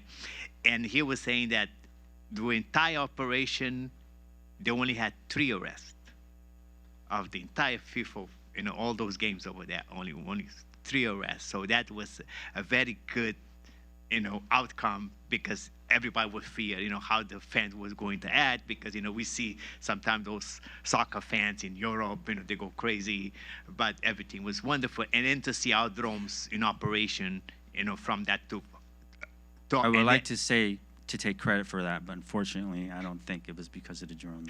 Well, but the drones keep eye on those things, right? Even because the operation, when you see all the LAX planes coming, on top of the SoFis, even seeing our drones, you guys, how you coordinate with all the satellites. So it was amazing. So thank you very much, and keep doing, because I think the drones, is the future of policing to get much faster. Like you said, 60 seconds is tremendous, because it can save a lot of lives. So thank you very much. You're welcome. To the chair. Yes. Uh-huh. Thank you, Sergeant. Commend the department, your department, the drone program. What is it, the UAS drone program? I've seen it. I've gone over and I took a look, and I was really, quite impressed. Not to mention, one of our council colleagues had a situation, and how quickly we were able to capture that. Right? I think I'll let her speak on that, but. Yeah, from the minute you guys brought it, I think I was already on board back then, and they're pretty huge. They're pretty big from what I see. Maybe next time we could bring it again and show everybody here. But yeah, or maybe when we do the community coffee with the cop. I know you had that this morning. I think that was this morning, but that would be great just to kind of showcase that to the community. Thank you so much, and Chief, for helping in securing funding to assist in that, along with the council and our city manager. Appreciate it. Thank you. You're welcome. Thank you very much. Thank you. Madam Clerk, Pursuant to Government Code Section 54954.3, all remarks should be addressed to the City Council as a body and not to any individual council member. During public comments, speakers shall have 3 minutes to state their business. The Brown Act prohibits the City Council from providing a detailed response or acting upon any items not contained on the agenda. The governing bodies as a body shall have the discretion at the close of public comments to refer any remarks to the city manager for study, investigation, report, and/or recommendation. 2 written communications were received, and they are from the same person, basically discussing dementia patients facing evictions in Beach City Health District. And each of these emails have been put there for you. okay. They've been made part of the record. They've been made part of the record. Okay, they've been made part of the record, but they're being here or doing this online, it's that extra effort they're taking into actually reading through it. So we'll enter it into record and satisfy that. You know what I'm saying, Mr. City Attorney? Okay. Regina Gillespie.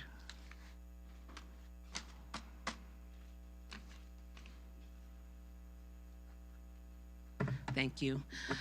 Mayor Vargas and members of the Hawthorne City Council, I am Regina Gillespie, a resident of the city of Hawthorne, and I humbly and respectfully express my interest this evening in being a volunteer member of either the Youth Commission or the Parks, Recreation, and Fine Arts Commission for the city of Hawthorne. As a proud member, resident of Hawthorne for more than 10 years, I have developed a deep appreciation for our community and would welcome the opportunity to contribute to its continued growth and success. I believe my professional experience, community involvement, and commitment to youth development would allow me to make a meaningful contribution to the city. For the past 31 years, I have served as an educator with the Archdiocese of Los Angeles. I'm currently a high school teacher in the city of Los Angeles, where I have dedicated my career to preparing students for academic success, civic responsibility, and leadership. Previously, I taught at St. Joseph's Catholic School under Dr. Quinto in the city of Hawthorne, giving me the privilege of working directly with many families in our community. In addition to my teaching responsibilities, I serve as an advanced placement AP exam reader for the College Board, evaluating AP U.S. government and politics examinations. This role reflects my commitment to educational excellence and civic engagement. My community involvement extends beyond the classroom as well. I am an active member of the NAACP, a member of Zeta Phi Beta Sorority Incorporated, the National Association of Catholic Teachers, and the California Teachers Association as well. Through these organizations. I'm sorry, ma'am, your time is up. Oh, it is? Okay. Thank you. Goes by quick. What high school did you say you teach at? Maybe I can do that one-on-one. Okay. It is a Catholic high school, Okay. which is in Koreatown. Okay. Thank you, ma'am. Okay, thank Thank you. you for expressing your interest. Okay. Thank you. Samantha Klein.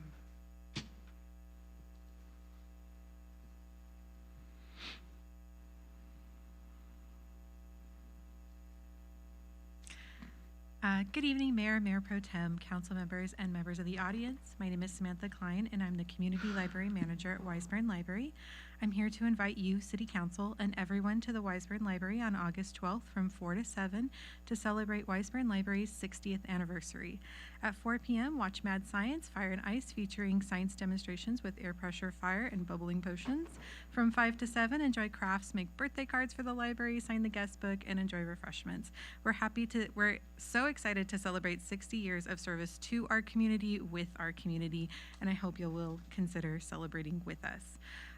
Also, our summer discovery program is still going strong at Wiseburn Library. I encourage everyone to continue reading and learning this summer. This program will continue through August 9th. We'll have prizes and books at Wiseburn Libraries from infants to adults, including several grand prize drawings at the end.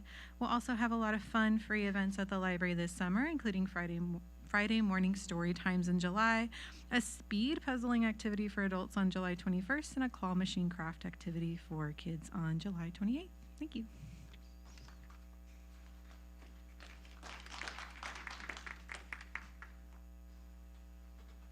John and Jen?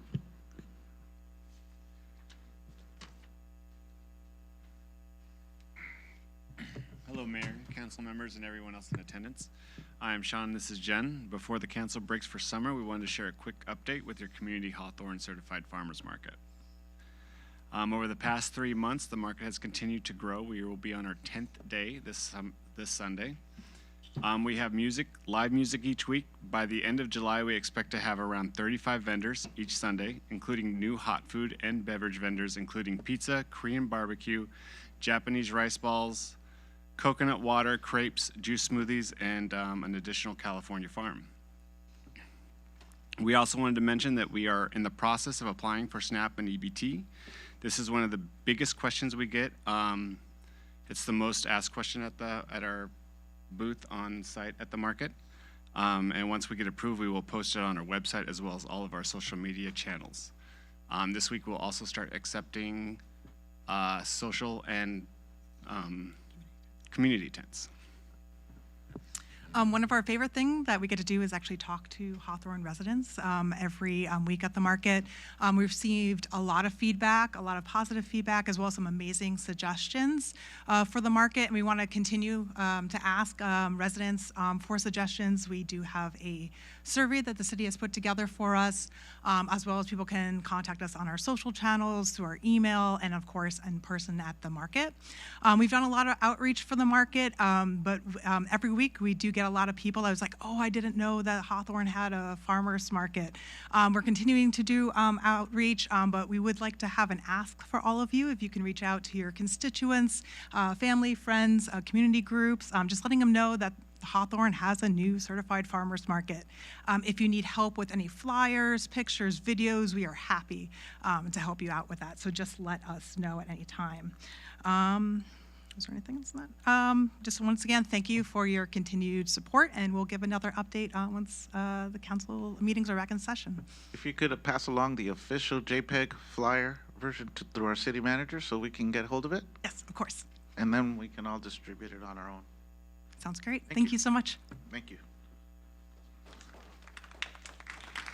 Renee Levy? Renee? Okay. 11512 Birch? Go ahead. Good afternoon, Mayor and everyone else, council and everything. I came last month and you guys gave me some help on how to address all the trash that's being thrown on Birch Avenue between Imperial and 116th. It is horrific. You're one of the guys who comes out and picks up. I speak with them because I take the pictures and I send it. Now I know to send it in through the website, which works good, but it's probably doubled since I've been in here. People dumping. I'm going to try to talk to somebody today. There's also another concern. One main concern is the commercial vehicles are going down the side streets 4 or 5 o'clock in the morning. Waste management, I don't know what time they're supposed to start, but I talked to one of the guys who's picking up the dumpsters and is beeping 5:30 a.m. every Wednesday morning. He says, nobody can tell me when to start. I says, thank you for telling me that. Can I use the video? He said, yeah, you can use it. So I have the trucks coming down the street, 5:30 a.m. in the morning, beeping noise, waking up the residents. I don't know if I'm the only person that complains, but it's horrific. So just letting you guys know that the commercial vehicles are coming off the 105. They're taking the side streets, which is dangerous to kids and everything else. So those are the two main things. I just want to talk about those things.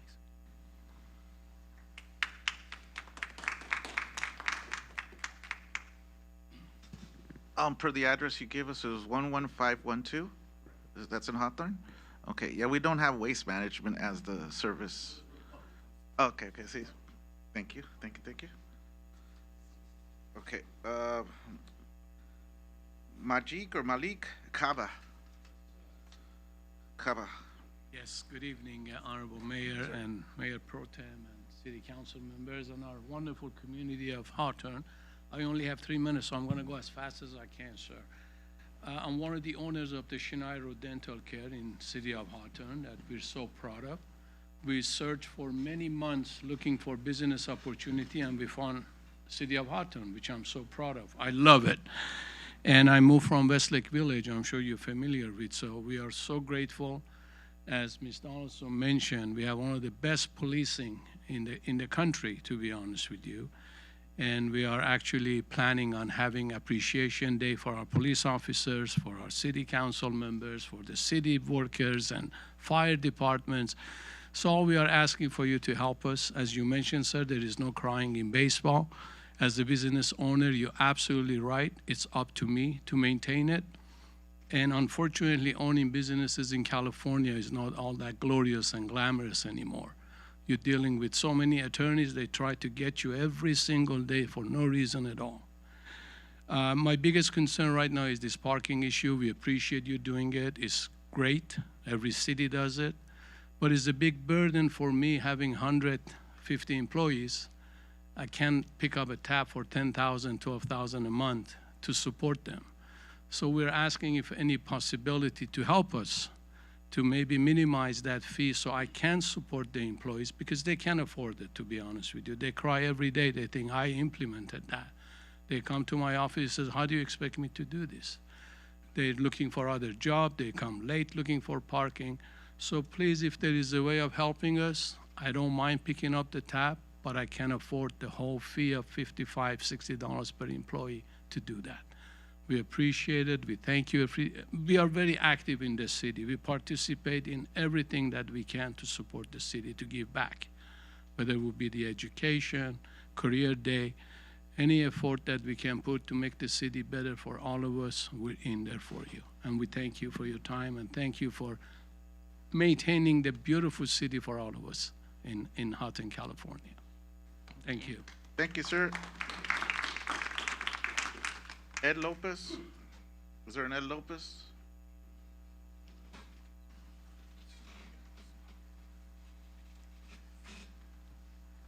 Good evening, Council, Clerk, Mayor Pro Tem, Mayor, and City Attorney, City Manager. Welcome. My name's Ed Lopez. I am a President and Community Ambassador for the South Bay Social Network. I'm also known as El Tax Guy. I'm a business owner here in the South Bay, and I actually grew up here in the city of Hawthorne. Not just did I grow up here, but also when I started my entrepreneurship, I started my business here in the city of Hawthorne as well. My kids play sports here in the city of Hawthorne, but you know, I have a lot of ties here to the city of Hawthorne. Now, the reason I'm here is because I run a nonprofit, as I mentioned, the South Bay Social Network. We're composed of nothing but local business, small business owners, other nonprofit organizations, and also career decision makers that compose our board. I do have a group of us here supporting board members, our Vice President, Sylvia Menares, along with her daughter, remember your name? Ariana. She's part of the, she's a Rotaractor, along with us being Rotarians. And we have local business owners like Ricardo with Veronica's Daycare and Marlene Castellanos with Faith and Hope Children's Foundation. Now, the reason we're here is because we want to propose a collaboration for a community event here in the city of Hawthorne. Now, I understand that you guys may already have some type of Hispanic heritage event in place. We want to be able to jump on board, bring our party to yours, and make this experience even bigger and better for our community. Now, we do have a lot of vendors that we can supply. We have entertainment that we can bring, and we can help the city with a very cost-effective way of being able to put these events together to be able to attract a little bit more people coming into the city of Hawthorne. Now, a lot of our events encompass everything from St. Peter all the way to Inglewood, and our business owners as well. So we're bringing a lot of business from other cities down to the location where our events are taking place. And we would like to be able to bring a lot of business from all over the South Bay down to Hawthorne so that our businesses here can grow and people can see what Hawthorne has to offer. Now, with that in mind, I do have a proposal that I would like to pass on to you guys so you could just read a little bit about what it is we intend to do and how we want to collaborate with the city and what we need from the city in our part. Now, we're also working with the city of Chamber of Hawthorne that has our support on this, and we hope that we can work together on this as well. Now, our goal is to establish a vibrant family-friendly community celebration during the Hispanic Heritage Month.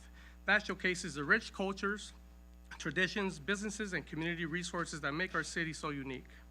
Now, by bringing these festivities, we get to showcase a lot of our local talent that maybe a lot of us don't know is out there. But at the same time, we're supporting youth groups, we're helping fundraise, and we're helping our businesses grow. Now, our big vision here is with the South Bay Social Network is that our Hispanic heritage, is that my time? Appreciate you guys. Can I pass these out to you or do this pass out?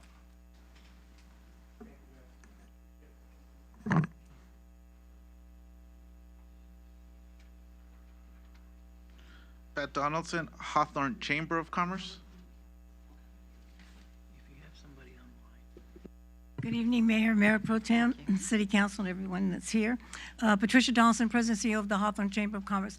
The only, what I would like to say to Ed is the only way that the Hawthorne Chamber could support anything is with the permission and voting of our board and with the city's permission. That's the only way that we could support anything outside of what we already do. So what I would like to say is make some announcements. We have our backpack giveaway September 2nd. Thank you to Alex Montero, who's given us about 50 to 60 backpacks already filled with goodies for the kids. That's going to be at Cornbloom on September 2nd. But from Monday through Thursday, from 8 a.m. until 1 p.m., we're collecting supplies to put into the, we have already about 200 backpacks, including his. But we just need supplies to put inside. So anyone that would like to stop over to the chamber and drop off supplies, you know what kids like and what they need, not so much what they like, but what they need for school. We'd appreciate it very much. Also, we have our golf tournament that's going to be on September 28th at Rio Hondo. Shotguns at 12 noon. We're going to have a small breakfast. Lunch will be hamburgers, hot dogs, sodas, chips, and cookies, and that kind of stuff, and a wonderful buffet dinner. We'll have a tremendous amount of door prizes, more than we've ever had, including a 50-inch flat screen TV, a huge barbecue from Home Depot, and a ton of surprises for our event. And that's going to be on September 28th. I hope that the city and the police department and the HOPA, or however you say it, I don't know, but you know, can be involved. Also, another thing that I would like to mention, and just so you know, I am the messenger, the feedback for business from businesses, not residents, on the paid, on the putting for, you know, for the, yeah, the parking. I'm getting so many complaints, and I'm sure that maybe you are too, not from the residents, but from the businesses, that some of them are saying that they're going to have to pay between $2,000 to $10,000 a year for their employees. So I promised them that I would mention it in city council and see if there's any other way that some of these businesses that have a tremendous amount of employees can get a discount or work out something. So I promised that I would mention it, and that's the best that I can do. And I appreciate your time. Thank you. Well, you know what, 10 to 20,000, maybe, I guess that sounds like more. 2,000 to 10,000 a year. So it sounds like it's one less toy for those people, one less toy. Okay.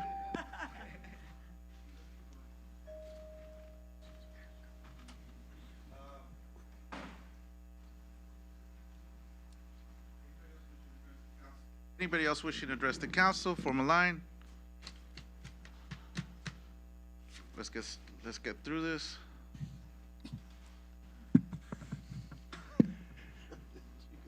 Good evening, Mayor and City Council. Again, this is regarding the street on Gravilla.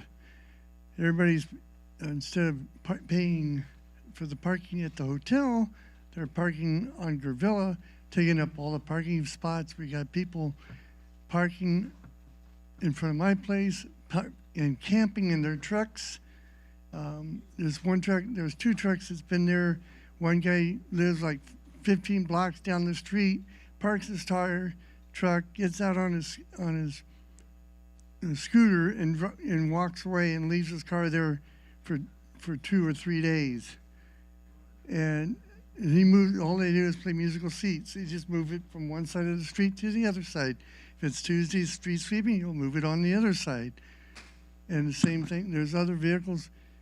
I've noticed one truck that parks there. He drives 2 cars. He parks it on my street, leaves it there, drives off with another car. He buys all of his supplies, drops it off in his truck, and then leaves it there, and it just sits there and sits there. Every day he just plays musical chairs with his cars. He doesn't move it from my side of the street to the other side of the street each Tuesdays and Wednesdays. And you know, people, I go at night, I say, you guys can't, this isn't a free for all where you guys can sit here and sleep in your cars or go to the hotel. You're too lazy to pay $25 to park at the hotel. But if you can afford to get a room, then you can afford to pay the rent, the parking fees. You know, this is getting ridiculous. I've had several school buses that come in here. They park where people in driveways can't see going. If you're coming out and making a left, you can't see to the right because you got trucks higher than, you can't see over the trucks or around the trucks until you come out. You'll hit somebody coming out of the driveways. And this is getting ridiculous because I've already told several bus drivers, I said, oh, we're picking up at the hotel. Go park in the hotel. You got all that room. You guys are too lazy to go pull in the hotel. Well, how do we get there? I said, easy. Go down Hawthorne Boulevard to 126 and pull in the driveway. It's a one-way street. You guys are, you know, and right now there's no place to park on the street because everybody's over at the hotel, staying at the hotel and parking there on the street. They'd rather park on the street than pay $25 or $28 to park. Thank you. Next, please. Hello, Mayor and the rest of the council. My name is Catherine Alexandra Saibutadeo. I came here about a year ago when I was a senior in high school due to the encouragement of the councilwoman Angie Reyes. And I came here to learn a little bit about like my local government and kind of like wanting to like spark interest in like local policy and how I want to take my future in, you know, higher education, college or grad school, things like that. And so I'm basically back here to kind of follow up on that and also give some words of thank yous to Councilwoman Angie Reyes, because I'm now done with my first year in university at UCLA where I'm studying environmental science. And now that I'm studying environmental science, I also want to look at where do I want to take that specifically, like with my classes, like what, again, what direction do I want to take my education, whether I want to lean into like environmental policy as a possibility for my future career. And so, yeah, that's basically it. I just want to give a few thank yous, and also I'm here again to kind of gain more insight on that and see what I want to do with the rest of my life, basically. Mayor, if I would, please. Just real quick, Catherine, I've known Catherine since she was about 5 years old. I've watched her grow. She's become a wonderful student and, more importantly, lady. And I am so excited to know that I was able to assist her in getting her enrolled at UCLA. And she just finished her first year, and I'm so proud of her. And she came about a year ago or so when she was asking for help, and I said, you need to attend a council meeting. You need to, get engaged as a resident, and she has. And just to know that she's going into environmental studies and probably attorney. I just want to thank you, Catherine, for working hard and being the student that you are, because you will be successful and you will complete your studies. And I'm going to bring you back to recognize you when that time comes. Thank you. Next speaker. Good evening to Mayor and City Council. My name is David. I'm a member of HOA in Manita's Garden. Thank you for the improvement of the project that is coming this end of July. I want to know what's going on with the trash improvement. We're still having a lot of problem with the trash in that area. Around the city, it's a lot of dispensaries. I count at least 4 in Hawthorne. That come to be a problem. Look like they're improving. And I have a question for the fire department. How often do they come out and inspect the fire extinguishers in the buildings and the condos and condominiums and townhouses? We had a problem with that because the 4th of July, one of the fireworks went off and caught fire to the grass in that area. So we had to go out and put out the fire. So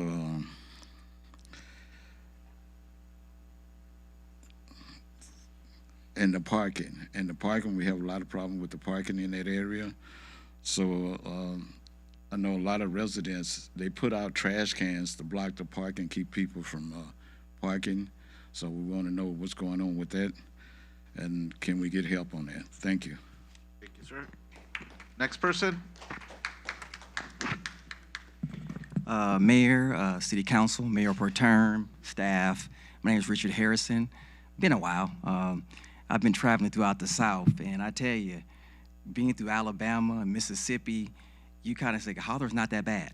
It's like, it's a rough. It gives you fear, it humbles you, but also gives you resolve. But that being said, three points I want to touch on. One is I came down to City Hall, and I just said, hey, I want to talk to one of my city council members, right? So I'm not going to mention names or departments, not important. But she came out, she said, what's your name? I said, Richard Harrison. And then she went in the back, and it was like this secret conversation. Then she came out and said, you need to go to the website. I'm like, that was troubling, right? Now listen, I've spoken to you guys, so this doesn't apply to me. But I think that there should be all I wanted was an email, a voicemail, or something. I have a concern to you guys, but I couldn't get that. It was just disappointing. So maybe it was me. I don't know. People see me on this telecast. But if it's not, if that's the protocol, can we please do something to improve that? I would greatly appreciate it. Second thing, a few months back, a lot of months back, I presented you guys 2 commissions. I think I'm probably one of the only constituents that presented a commission. I did a data search on the 200 cities across California, and the ones who had a business innovation commission, and Hawthorne needs all the business innovation it could get, and the ones who had a public works commission. People are complaining about trash. What I'm trying to get you guys to do is infuse the public. Public works is doing a good job. Thanks, Vaughn. Vaughn's been very responsive. Public works, I'm gonna give them a shout out. But we have to infuse the public, because I'm in Moneta Gardens, and I've been knocking on doors asking people to watch for trash, right? So we need to infuse the public in that. Third thing I request is, I want to ask you guys if you do town halls. I need to get you guys out in front of the constituency. I seen town halls, you're gonna get fame or you're gonna get shame. And for those of you who have expiring terms, you really should be out there. So listen, get you guys, I got 99 questions. And coming here where you guys can't respond is really a non-starter for me. I think we had one like 8 years ago. It was packed. I remember when Mark Lee Thomas was a supervisor, it was packed. And I've been asking around, this constituent to show up. So I'm requesting that you guys do a town hall. But, and also I want to give shout out to Vaughn. I've been emailing back and Vaughn about things, and he responds immediately. And I expect my electeds to do that as well. Last point, I had a problem. You know I complained about the massage parlors. You guys know I was doing that. The former chief gave me his number. He said, call me. I didn't think he was. So I reached out to the former chief. The chief got back to me the next day and had a meeting with me about my issue with the massage parlors. I expect you guys to be available to me as well. Thank you. Next person, please. Thank you. Richard, I lived in Mississippi for 11 years, so I totally get what you're saying. Good evening, Mayor, Mayor Pro Tem, City Council, Robert Williams, 132nd Street, Ramona Tract. Got my swag, love the swag, by the way.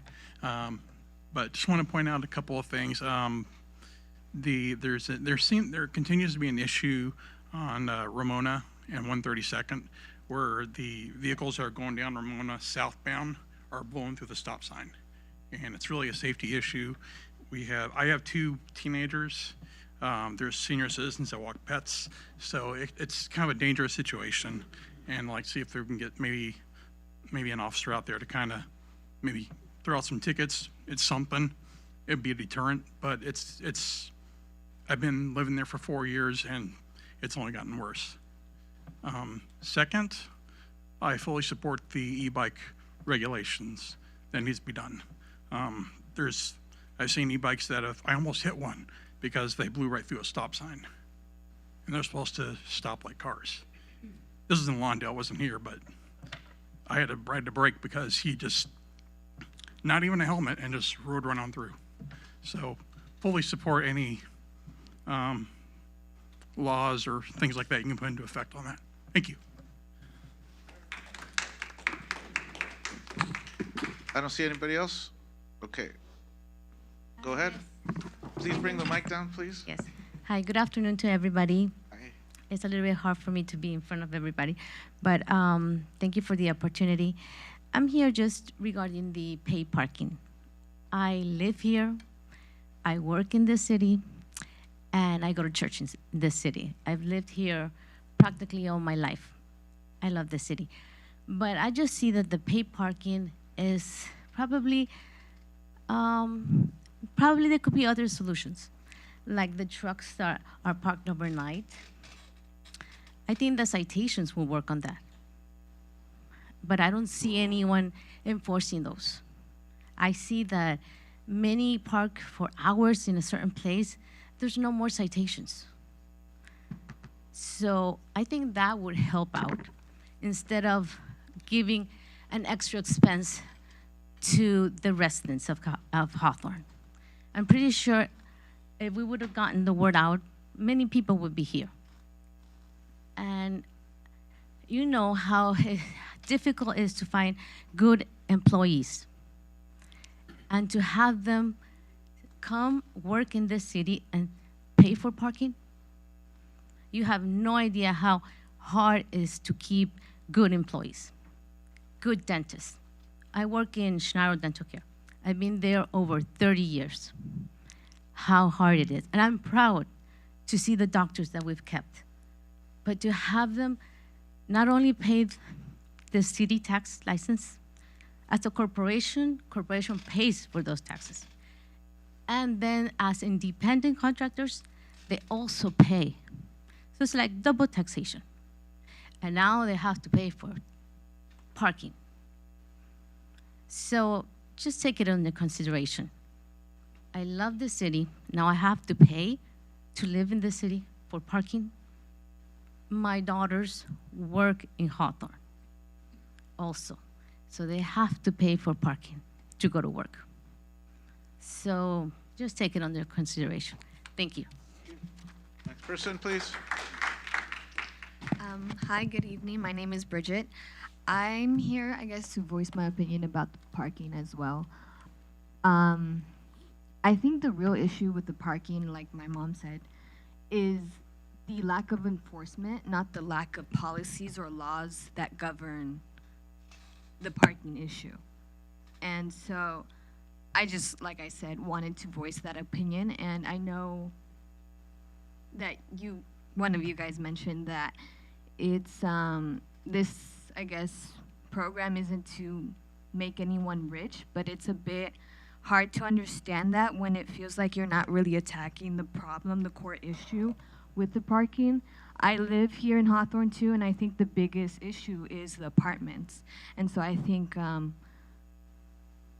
developers need to take more responsibility with that and understand that we're in 2026.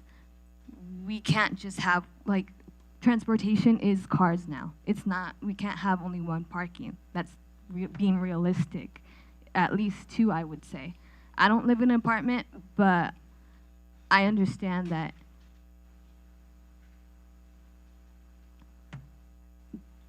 having a realistic view of this is that family members or people who live in apartments need two or more spots, I guess, in their apartment buildings. And so I think that's something that needs to be talked to about apartment owners or developers.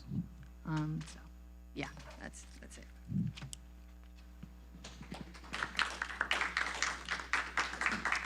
Thank you, Miss. You're onto something that I just can't expand on it right now. That was actually good, but okay. Nobody else? I declare oral communications closed. Public comment closed. So ordered. But we have the online public communications. Go ahead, Miss. In accordance with California Senate Bill 707, remote public participation is available through the city's Zoom webinar platform. Participants may join the meeting by using any of the numbers or link contained on the agenda. Speakers will be prompted to unmute and should press *6 before speaking. Zoom users may use the raise hand feature to indicate they would like to speak. Speakers will be recognized in the order their hands are raised. The city will not require advanced registration in order to provide oral public comments via teleconference or Zoom, consistent with Senate Bill 707. My understanding is that there's no one in the queue? That is correct. Ma'am? Sorry, I should have directed it to you, ma'am. I'm so sorry. Okay. Thank you. So if there's no other online speakers, I declare online public comments closed. Sorted. City Clerk's consent calendar. City Clerk's consent calendar will omit item 9, which will be read afterwards. Mr. Mayor, I have 9 items on the consent calendar. Item 4, the Director of Finance requests approval of the warrants. Item 5, approval of the City Council meeting minutes for the regular meeting of April 28, 2026. Item 6, approval of waiver of full readings of resolutions and ordinances on Tuesday, July 14, 2026 agenda. Item 7, resolution number 8619, a resolution of the City Council of the City of Hawthorne, California, authorizing the destruction of various finance department records pursuant to resolution number 7170 and Government Code 34090. Item 8, resolution number 8620, a resolution of the City Council of the City of Hawthorne approving the application for climate bond grant funds for urban greening program for the Water Tower Park development.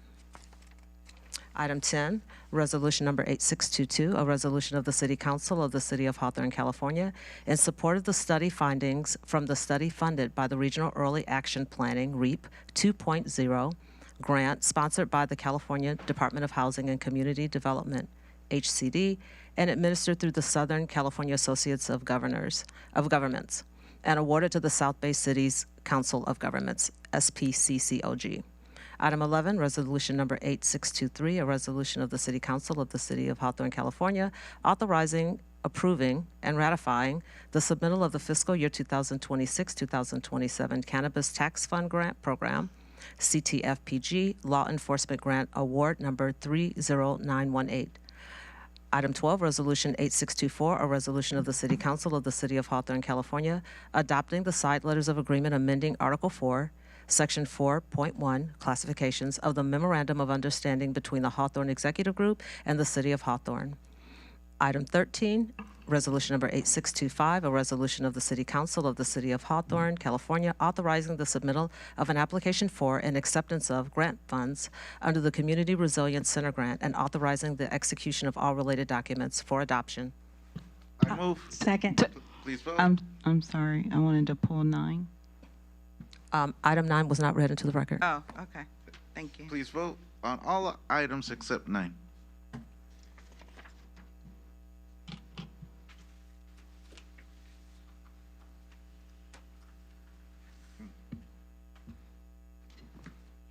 The votes are in.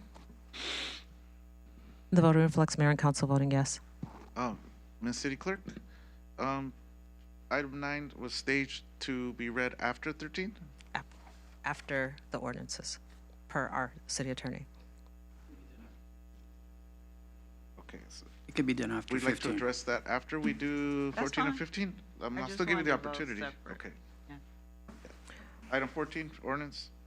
This is a second reading. Item 14, ordinance number 2265, second reading. An ordinance of the City Council of the City of Hawthorne, California, amending chapters 17.04 and 17.21 related to accessory dwelling units and making finding of exemption in compliance with CEQA in connection therewith. The recommended motion is to adopt ordinance 2265. I make a motion. Second. Please vote.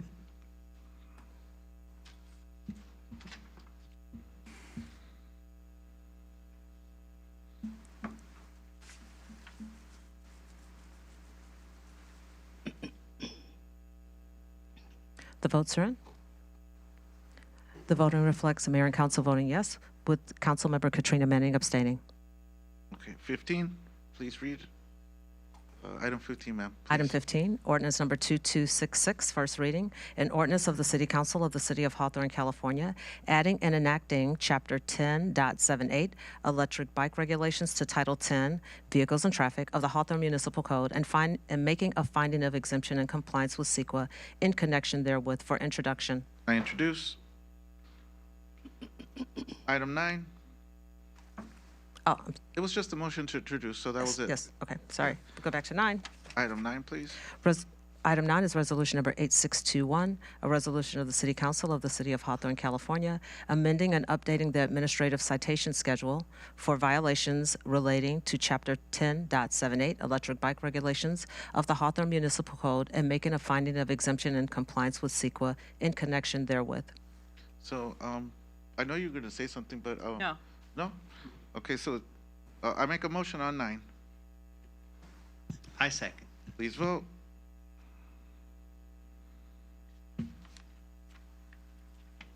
The votes are in. Voting reflects mayor and council voting yes, with Councilmember Katrina Manning voting no. Item 16.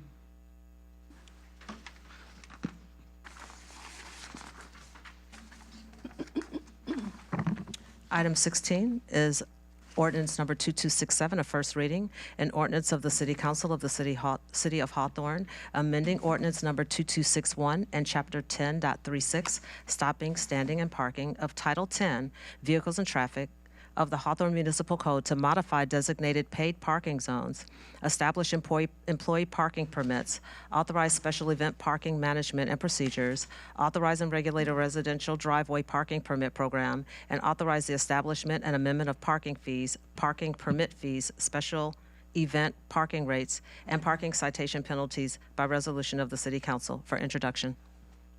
I move to introduce. Item 17.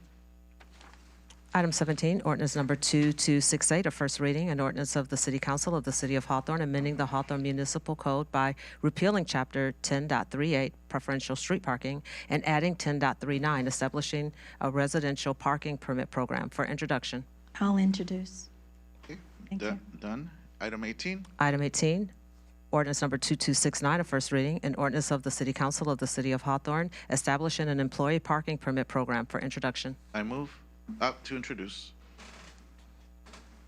There are no bids on tonight's agenda, so we'll move on to the public hearings. Ma'am, 19, please. Item 19.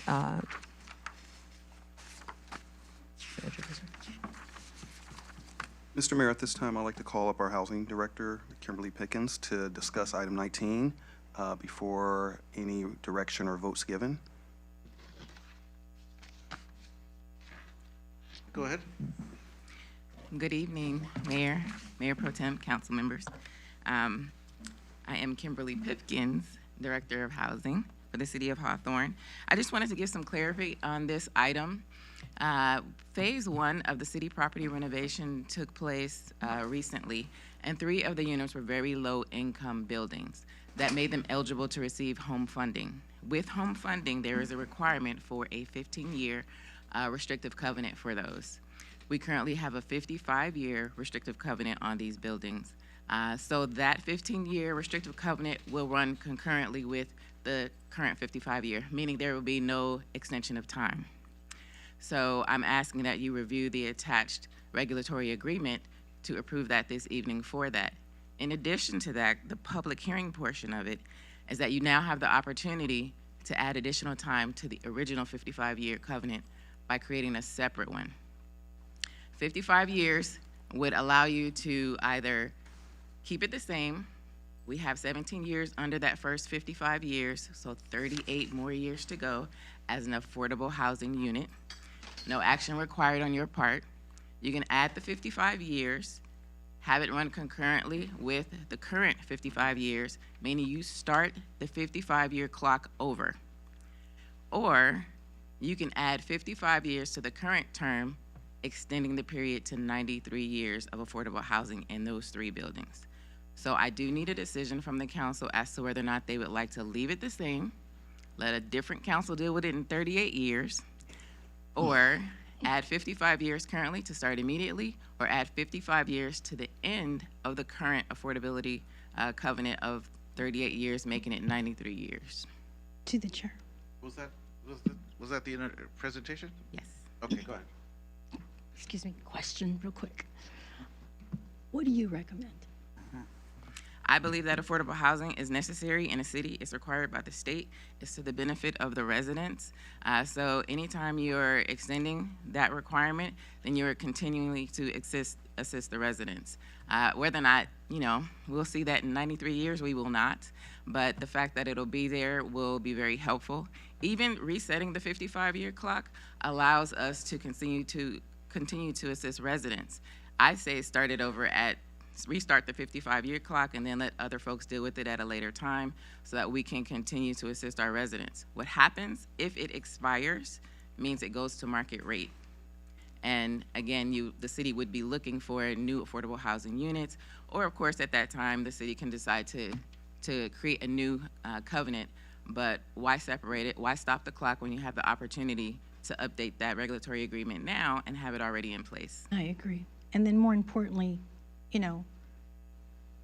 the federal government could ultimately change, and we get additional fundings that have been additionally cut off. So, the whole idea here is to ensure that we have affordable housing, low-income assistant housing for those that are in need, and helping those seniors, the disabled, anybody that is qualifying for that. So, thank you, Mayor. Yeah, or restrictions. Yeah. Not just, yeah. So, are we good? Yeah, I could, thank you. I'd like to make a motion.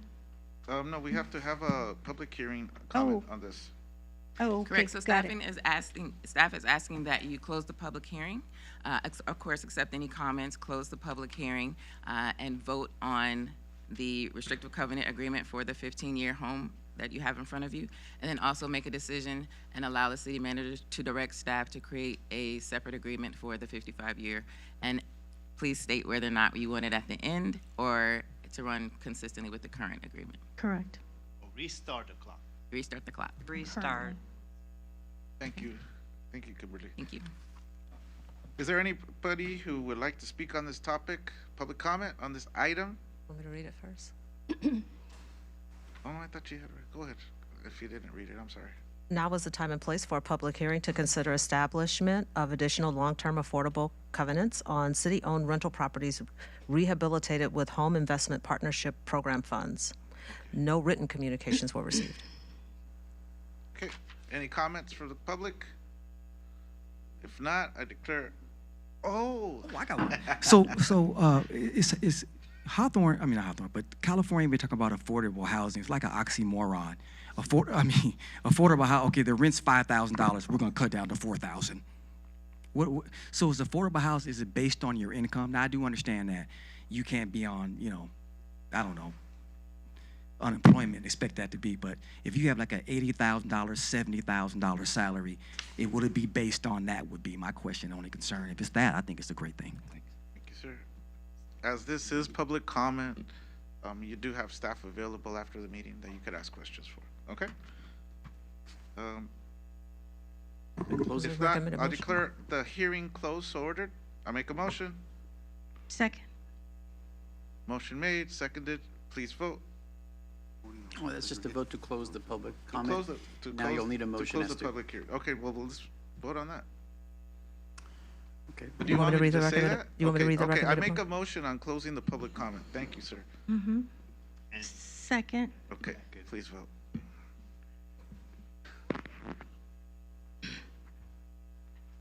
The votes are in. Voting reflects mayor and council voting yes. Okay, what else now? So now I make the motion Go ahead. to accept the recommendation of our housing director for the covenant of the 15 years and plus to restart the clock for 55 years. I'll second. Please vote. This is per studied recommendation of staff. The votes are in. Voting reflects mayor and council voting yes. Are we good with this item now? Closed, right, sir? Yes. There's no general matter items on the agenda. We have a city manager's consent calendar, and the only reason I'm breezing through this is because three of us are in attendance at a conference, and we pulled away from the conference to be here, so we want to just get through this meeting and take care of business, obviously, of course. So let's read these city manager consent items, please. Item 20, approval to purchase 2 Ford F-350 stake bed dump body trucks. Item 21, approval of a change purchase order to J. Lee Engineering Incorporated on the amount of $250,000 for a total not to exceed amount of $380,000 annually. Item 22, approval to receive a donation in the amount of $2,000 for the Hawthorne Good Neighbors Games provided by Connecta Federal Credit Union. Item 23, approval of a partnership agreement with the Los Angeles County Library for the Storytime with a Cop program. Item 24, approval of payment of outstanding City of Gardena paratransit invoices. Item 25, progress payment number 2 in the amount of $589,380,000 due to Martinez Landscape Company, Incorporated of Silmar, California for Eucalyptus Park and Ramona Park Improvement Projects 24-07. Item 26, progress payment number 3 in the amount of $56,710 due to Martinez Landscape Company Incorporated for the Alley Improvement Project. That's Project 25-08. Item 27, progress payment number 6 in the amount of $21,439.59 due to Germax Construction Incorporated of San Fernando, California for the Holly Park restroom renovation, Project 25-07. Item 28, progress payment number 3 in the amount of $542,442.78 due to Martinez Landscape Company Incorporated of Silmar, California for general maintenance, project number 22-05. Item 29, progress payment number 16 in the amount of $451,951.39 due to PCN3 Incorporated of Los Alamitos, California for the City of Hawthorne New Senior Center, and that's project 24-03.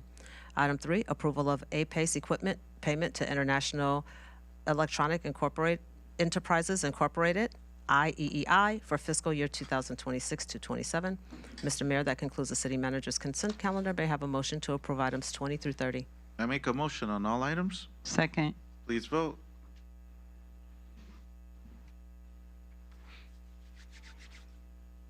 The votes are in. Voting reflects mayor and council voting yes. Okay. There's no items on the city attorney's consent calendar. There are no discussion items. City clerk, any items, anything you want to report out? This is for elected official reports? Yes. Yes, okay. I would like to thank Bridget, my intern here, for coming in. Bridget actually worked with the city clerk's department with Bridget, this young lady right here who was talking about the parking that you were excited about. She worked with me with the paper project and was just amazing to work with, and I just want to thank you so much for coming, and thank you for all of your help. I want to thank the HPD for a fantastic drone presentation. Everybody knows I'm all excited about drone stuff because I am a remote pilot myself. I love aviation, all things aviation. I want to congratulate my son, soon-to-be Officer Hunter, as he embarks on his law enforcement journey. And following into his late father's footsteps. He is with also Hawthorne recruits that I would like to congratulate. And it's been great over the past several months seeing the police officers in Santa Clarita and at different places and getting a chance to hang out with them, with my family outside of the city, you know, and congratulations to all of the recruits, really. I want to send love and condolences to one of my best friends and fellow remote pilot, Sam Scully, whose son passed away at 29 in his sleep last week. And I just want to remind everybody that life is fragile. Let's take care of each other and take care of ourselves. Have a great summer, and I look forward to seeing everybody in September. Thank you, ma'am. Who wants to go? I'll just give you guys out. I can go because Okay. I Yeah, don't go ahead, have a ma'am. lot. So I wanted to ask the city manager, and I don't know, can I do this right now? I think this That's is gonna directives. yeah, This is just directives. Okay. Yeah. Thank you guys, and I can't remember anything Tired. right now. I'm tired. You guys have a nice time while we are on our break. Thank you. Thank you, ma'am. Councilmember Montero? Thank you, Mr. Mayor. Good evening, everyone. Thank you for coming. Thank you for listening us at home. First, I want to say, and I hope everybody had a wonderful 4th of July because it was a 250 year of the United States, so I hope everyone celebrate, safety out there. First, I want to say thank you to all the presenters, from the LA County Fire Department, to our DJ about parking in the city, because it needs to be done, and also for the drones program that, as you say, we have one of the best police department in the world, and they keep doing innovative things to protect us. So thank you for all that service.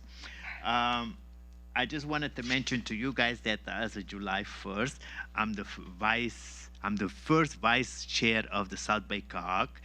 So more responsibility for me to go to those meetings. And so it was a good meetings that we've been having there.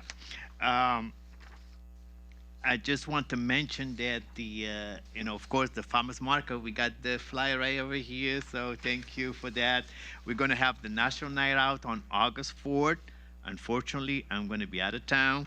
And then on August 22nd, we're going to have the Hawthorne Historic Society, 2026 Hall of Fame induction ceremony. I'm going to give a directive later for that. And this Saturday, there is a big event at the Betty Ainsworth parking lot. It's called Connect Day. Like they're going to bring like a spa to all, not just homeless, but anybody who needs housing, who needs food, who needs shelter. So go there because they're going to have like a roundup service that's going to give you all the service, jobs, training program. So they give you all the information about all the resources available to you. Even they're going to do haircuts, nails. So go there. So it's going to be a spa day for the unhoused community. So if you know anybody, just send them over there. It's from July 18, Saturday, from 11 to 3 p.m. at the Betty Ainsworth parking lot on Dory and El Segundo. So make sure you guys go there and attend that. And just just make sure. So I gave Vaughn the website to put in our Hawthorne website. If you know about mosquitoes and dead birds or anything that comes to about the vector control, because there is mosquitoes is on the rise recently. Can you see the reports? So if you see a pool of mosquitoes, there is a number for you to call, and they will come and treat them for free. So you don't need to do it yourself or even pay to do it. So if you see that bird, if you see a hive of bees, so just go in, I think, and our website is going to have that link there that you can call the vector control, and they can come and treat those bees or the mosquitoes, so to prevent any other diseases. And just be careful because there is an outbreak of something going on about contaminated vegetables. So make sure you wash your vegetables very good. And the best thing to do is wash your vegetables, your fruits, with a little bit of vinegar and water, okay? So protect yourself out there. And I'll be giving some directive, Mr. Mayor, later on. Oh, I want to say to Vaughn and the Finance Department, thank you for that sales tax update on us, so thank you. And we keep, thanks God, our sales tax maintain the same or even 4% higher than LA County. And we want to say thank you, all the business out there still continue to do business with us. And I want to congratulate also, like the gentleman right there said about the Menino Gardens Improvement Project that's going to start construction on the roads over there on 135th to Prairie and Crenshaw, 139 and Prairie and Crenshaw, Sorices, and 135 and Rose Glen. So improvement, because we got all these infrastructure projects going on, and you see our roads are pretty good compared to other cities. So because we got all staff doing all this work, bringing dollars to Hawthorne to fix your potholes and just maintain our streets. So help with us. The trash in Menino Gardens, you know, I drive there all the time, and every time I see trash, I take a picture, I send it to the Public Works, they go and pick it up. And I agree with that gentleman who came. So we keep picking up trash, but people continue to put the next hour, a new trash shows up. So, you know, to me, I would put camera everywhere and even use those drones to catch those break law jail people. Anyway, so Mr. Mayor, you guys have a good evening and a good summer, because we're not going to meet until the end of August, right? September 8th.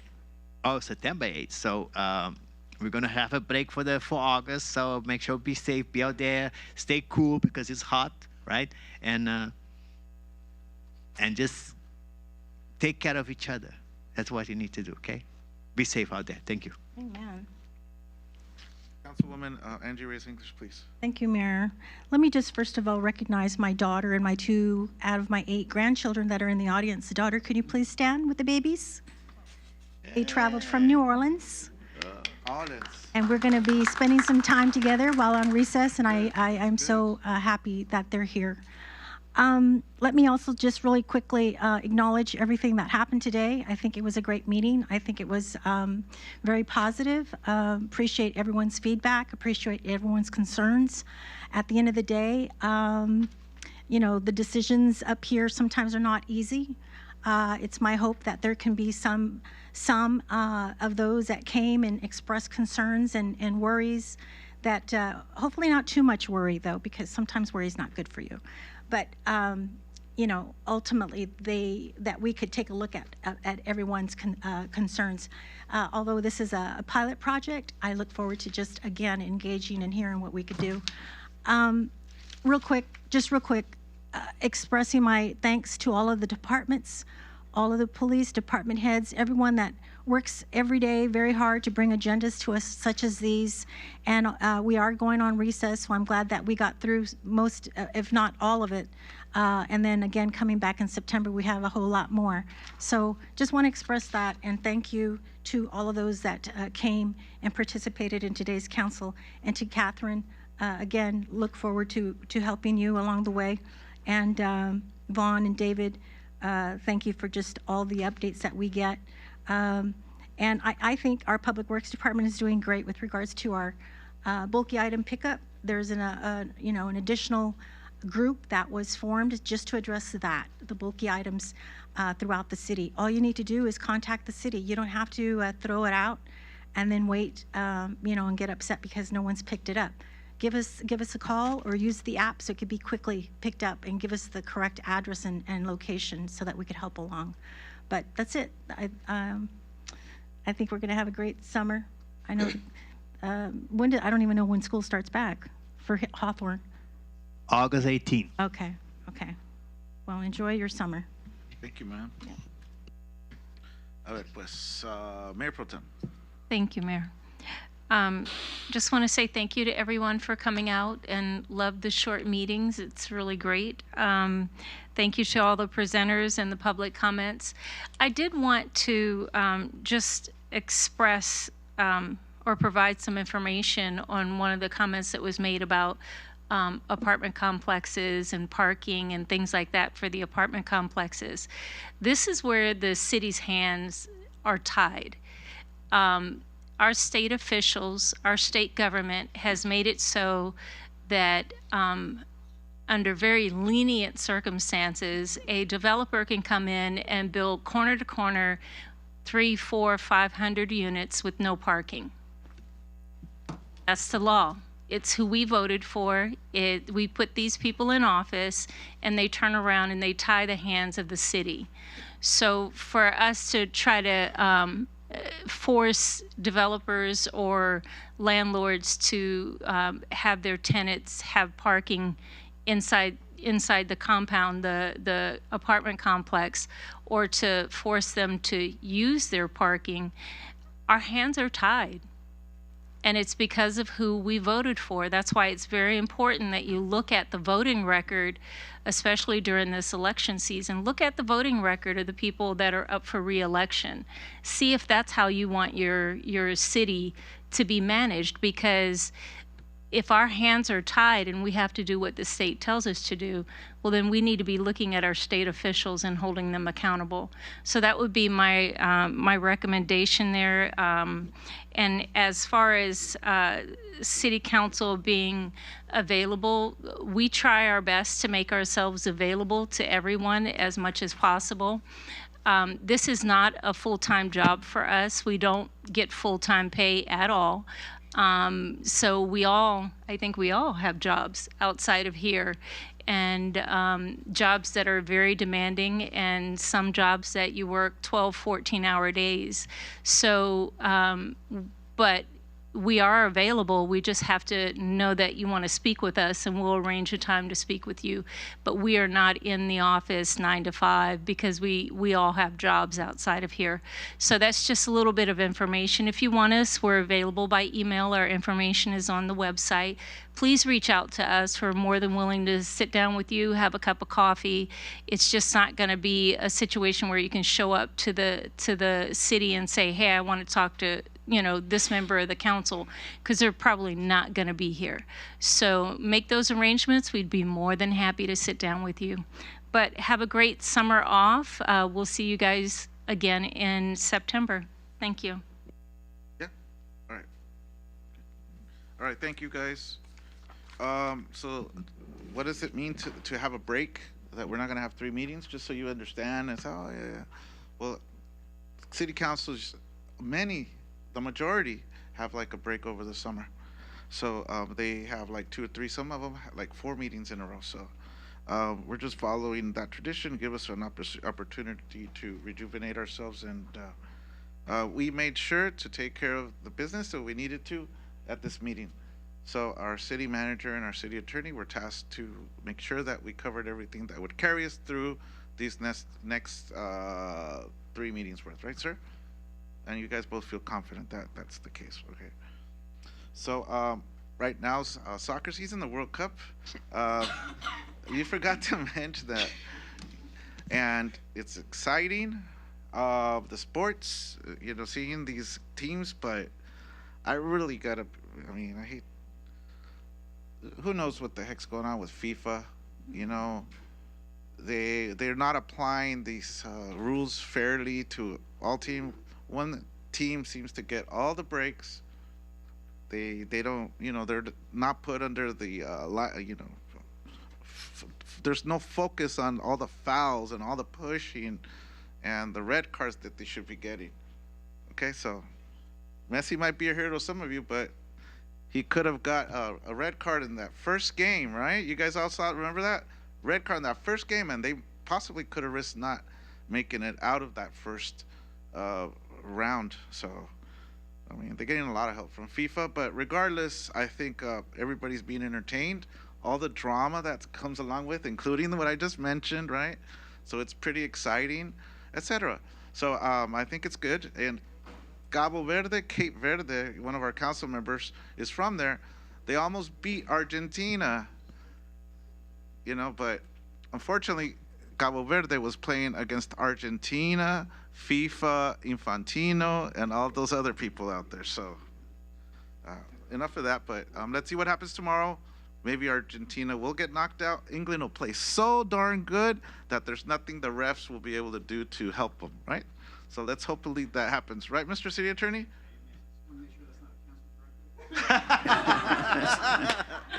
No, okay. Thank you. The young lady did mention thing about the apartment complexes, and it's a very sensitive issue because it goes back into the 70s, the way they used to build these things. And most recently,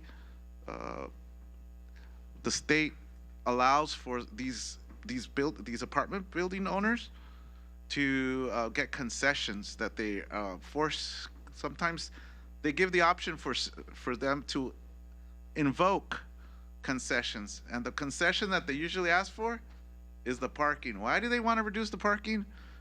Because that'll increase the space they can put more units into their building. Okay, so unfortunately, who feels the pinch? You yourself, your mom, and like everybody else up here. But I mean, I know I've pushed back. You know, we're down. You know, the cart has already rolled by. But I mean, that's one of those things I was kind of mentioning all this time. You know, these apartments, you know, are not carefully critiqued, and the merits of, you know, their being built are not like really, you know, justified, especially if it's going to hurt residents. Like, you now see this problem with the parking.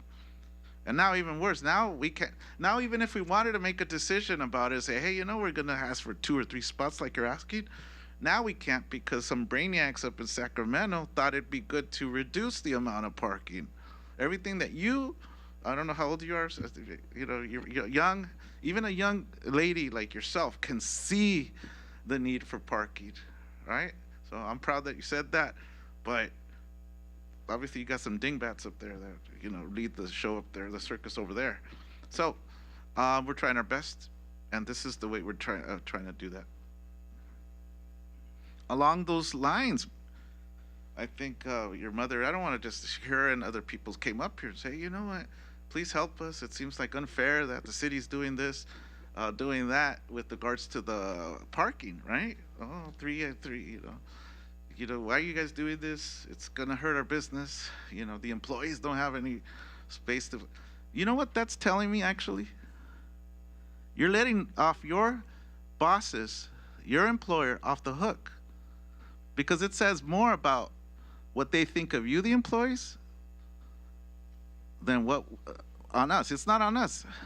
That tells us that they're not willing to investing into you, the employees. So it says more about them than about the city. So, I mean, I appreciate you mentioning that, but like I said, that's one less toy they get to play with out of all the other toys they have in their garages and all this other stuff. So I do not feel sorry for your employer. They need to man up and take care of you guys. My opinion. With regards to the city of Hawthorne has a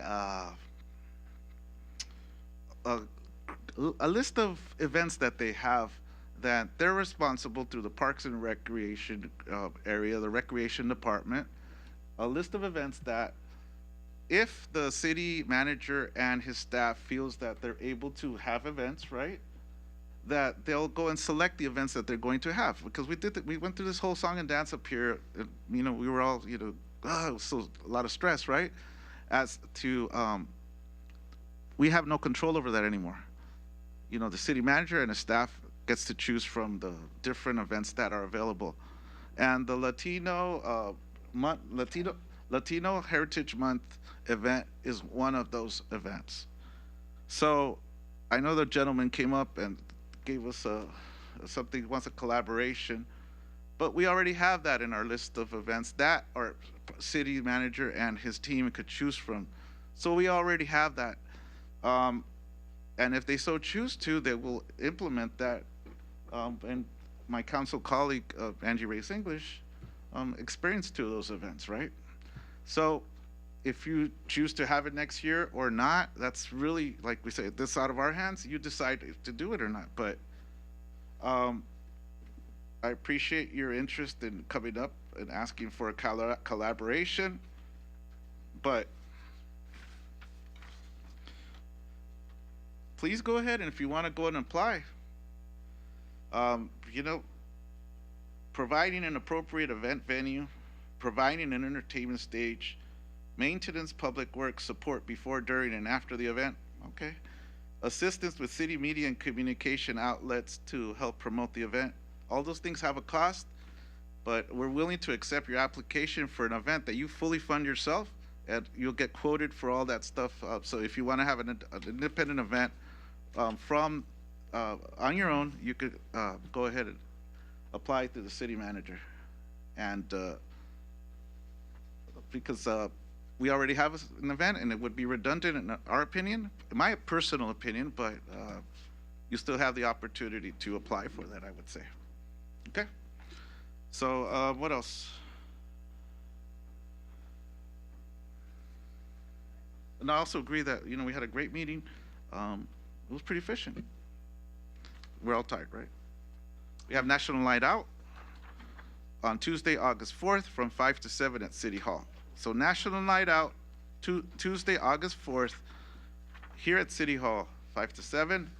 There's the Movies in the Park on July 31st and on August 28th. What time do they start? Okay, no. So start congregating at Memorial Park at 6 o'clock. There's going to be games, inflatables, food trucks, and much more. And the movie starts at 8 o'clock, or if it gets dark earlier. We have the Certified Farmers Market from Sundays from 9 a.m. to 2 p.m. at the Beatty Ainsworth Sports Center, and I got to say that it's turning out to be a great success. Right? You know, I'm impressed. I was surprised, and I'm glad that it happened this way. A pleasant surprise. Hawthorne Historical Society has their Hall of Fame induction ceremony August 22nd at 2 p.m. It's going to be at the Sociedad Jose Marti. So if you're interested in this event on August 22nd, contact the Hawthorne Historical Society and look at their social media or their website. Hopefully they have them. Right? You do have something, right, sir? Okay, thank you. Wiseburn Library's 60th anniversary celebration is taking place at Wiseburn Public Library on August 12th from 4 to 7. Mr. Mayor, did you want to mention movies at the pool this Friday? Oh, did I miss it? No, you mentioned movies in the park, not the pool. Movies in the pool, July 17th and August 14th. Starting at what time for that one? Same thing, 6 o'clock? Activities start at 6. The movie begins at 8 p.m. Okay? If you want to see your council members in swimwear, this is the place to see it. Wait, is it scary or what? Angie, councilwoman, what, you gonna be there? I'm like, woohoo! Okay. All right, I'm just playing around. Okay, so directive from council. Thank you, Mayor. So there's a couple of things that was mentioned by the residents, and one in particular, city manager, if you can maybe look into the traffic that the resident mentioned on 132nd Street. I don't remember. Can you repeat it and complete the whole thing that you're going to, what I it was is? finished. 132nd.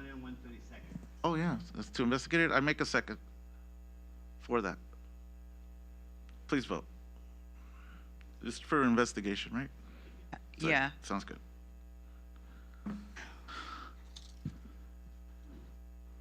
The votes are in. Voting reflects mayor and council voting yes. My second request is that the other resident mentioned the trash. I think it was was it in Ramona? On Birch. On Birch. 115th and Birch. Yeah, I am requesting that you reach out to Republic Waste to ask them if they can look into maybe increasing coverage in that area for the trash, or to at least send the manager out there to investigate why the uptick in the trash, or making sure that the trash is being picked up on that street. Mr. City Attorney, does this require? Okay. Okay, that's it. Thank you. Thank you. Councilmember Montero. Thank you, Mr. Mayor. Well, since we're not going to meet until September, you know, I received an invitation to give a speech to a young generation of Nigerian. And apparently back then, Larry Guidi did adopt the city as a partner city that time. So they're asking me to go give the speech, but they want a proclamation. So I want to make sure that that proclamation have all our signature of entire council. If you guys could agree on that, I appreciate it. So I can take that on the 25th when I give the speech. I have a question. Yes. Is there any conflicts in that I don't think country? I don't think there is a conflict. No conflicts in the country? Mr. City Attorney, is this a case by individual basis, or we need a consensus, or does it require a vote? How should we do this one? Proclamations I'm in. proclamations are an item of the city council. It requires the entire city council to approve. So I need a I'll second. second. All I'll right, thank second you. that. Is this you, Chena? Let's They focus call over here. Nusa. Under the microphone, please. Okay. Vote, please. Please vote. And then my other one. Please, no, Is wait, there- we're we have a waiting the further- vote results. What we asking? Proclamation. He just made a motion, and I seconded so that we could all join together in signing this proclamation for this African Heritage Group. Votes are in. Voting reflects mayor and council voting yes. Next item, sir. So the next one is also proclamation because, it's traditional when the Hawthorne Historic Society do the Hall of Fame, we create proclamation for all the organization that they're going to induct on the ceremony, right? So we need a motion that to do proclamation because it's going to be 1, 2, 3, 4 proclamation for the Hawthorne Historic Society for August 22nd. You want to make the motion? I made the motion for Second. those proclamation to be made. Second. 6 proclamation. Mr. City Attorney, did this require a vote? Yes. Okay. So the motion was made by Councilmember Montero and seconded by Councilwoman Angie Reyes English. Please vote.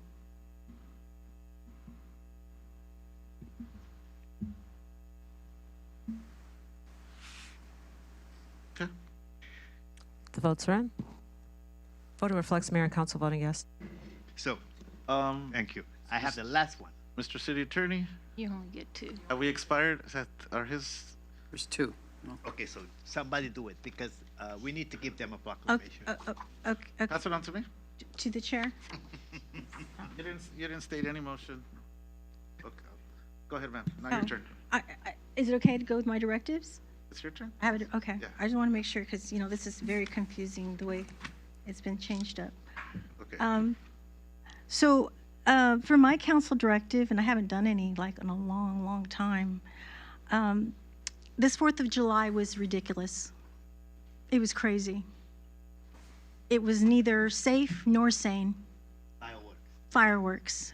Literally grenades and bombs, that's what it sounded like. Prior to the 4th and way after the 4th and even last night, still going. I have addressed the council previously in years past about bringing this to the voters of Hawthorne on whether or not we should, in fact, go away with fireworks altogether.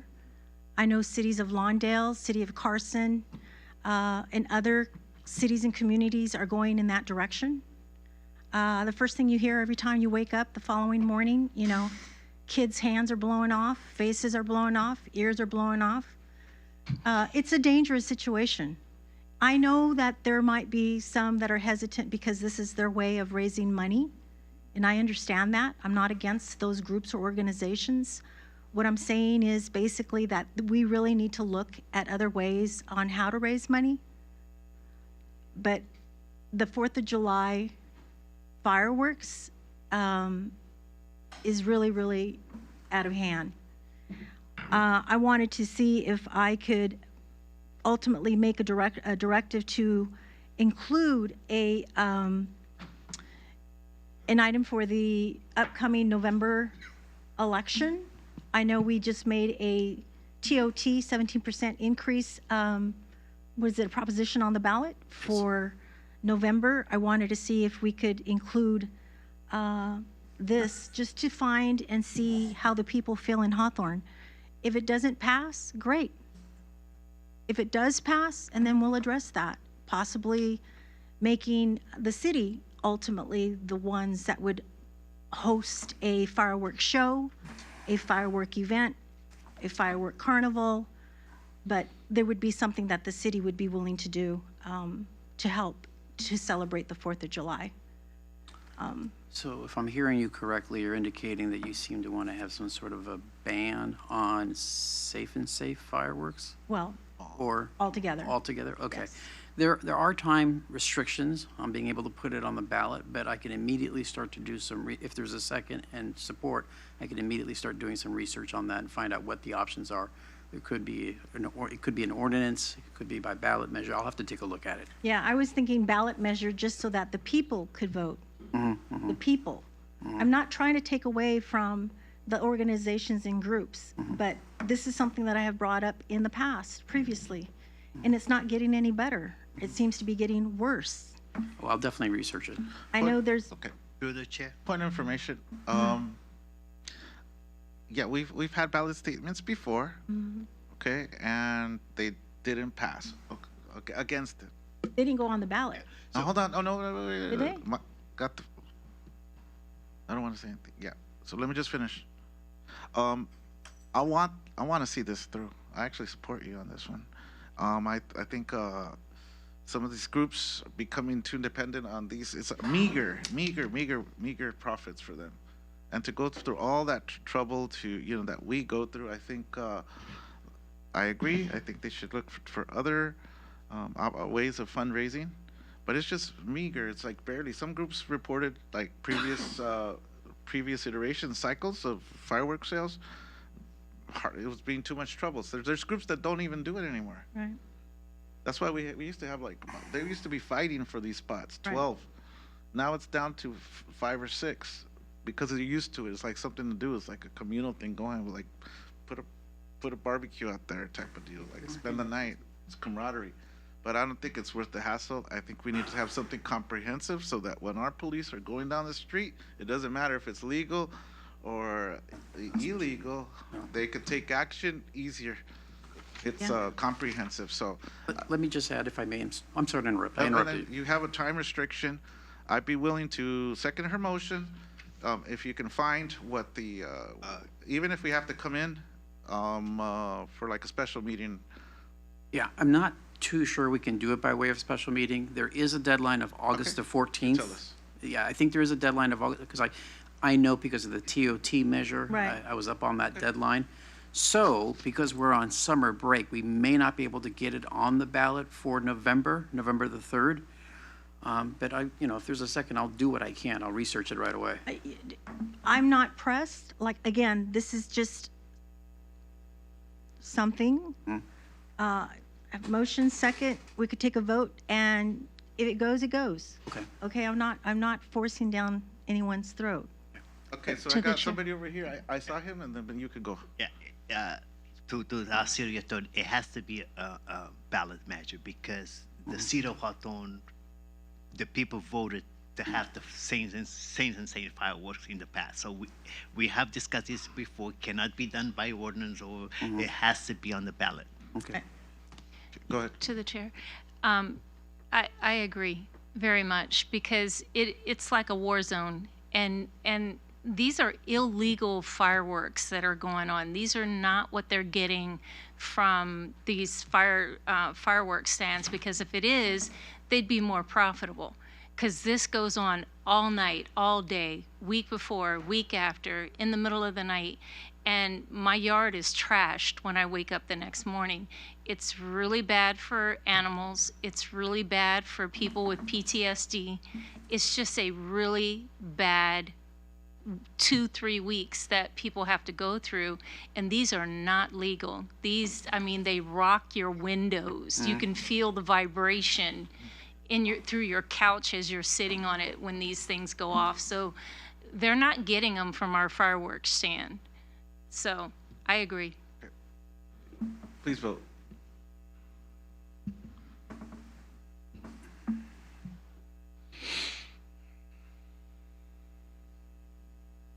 The votes are in. Voting reflects Mayor and Council voting yes, Katrina Manning voting no. Okay, so I just want to emphasize again, I will do everything in my power to make sure to research that and accomplish the goals of the city council. I do have some concerns with the deadlines and whether or not we can get it on the ballot measure. I'll have to also research as to whether or not maybe we might have to do a special session, and I'll have to find out the basis for it. But I don't think we can, but I'll research that. I think we all kind of understood that, so thanks for reminding us. Thank you. Anybody else have an items? Okay, I would like to, for the Weisburn Library's 60th anniversary celebration, I would like to request there be a proclamation that we all sign. The language to be given to our city manager's office for this. Second. Okay, please vote.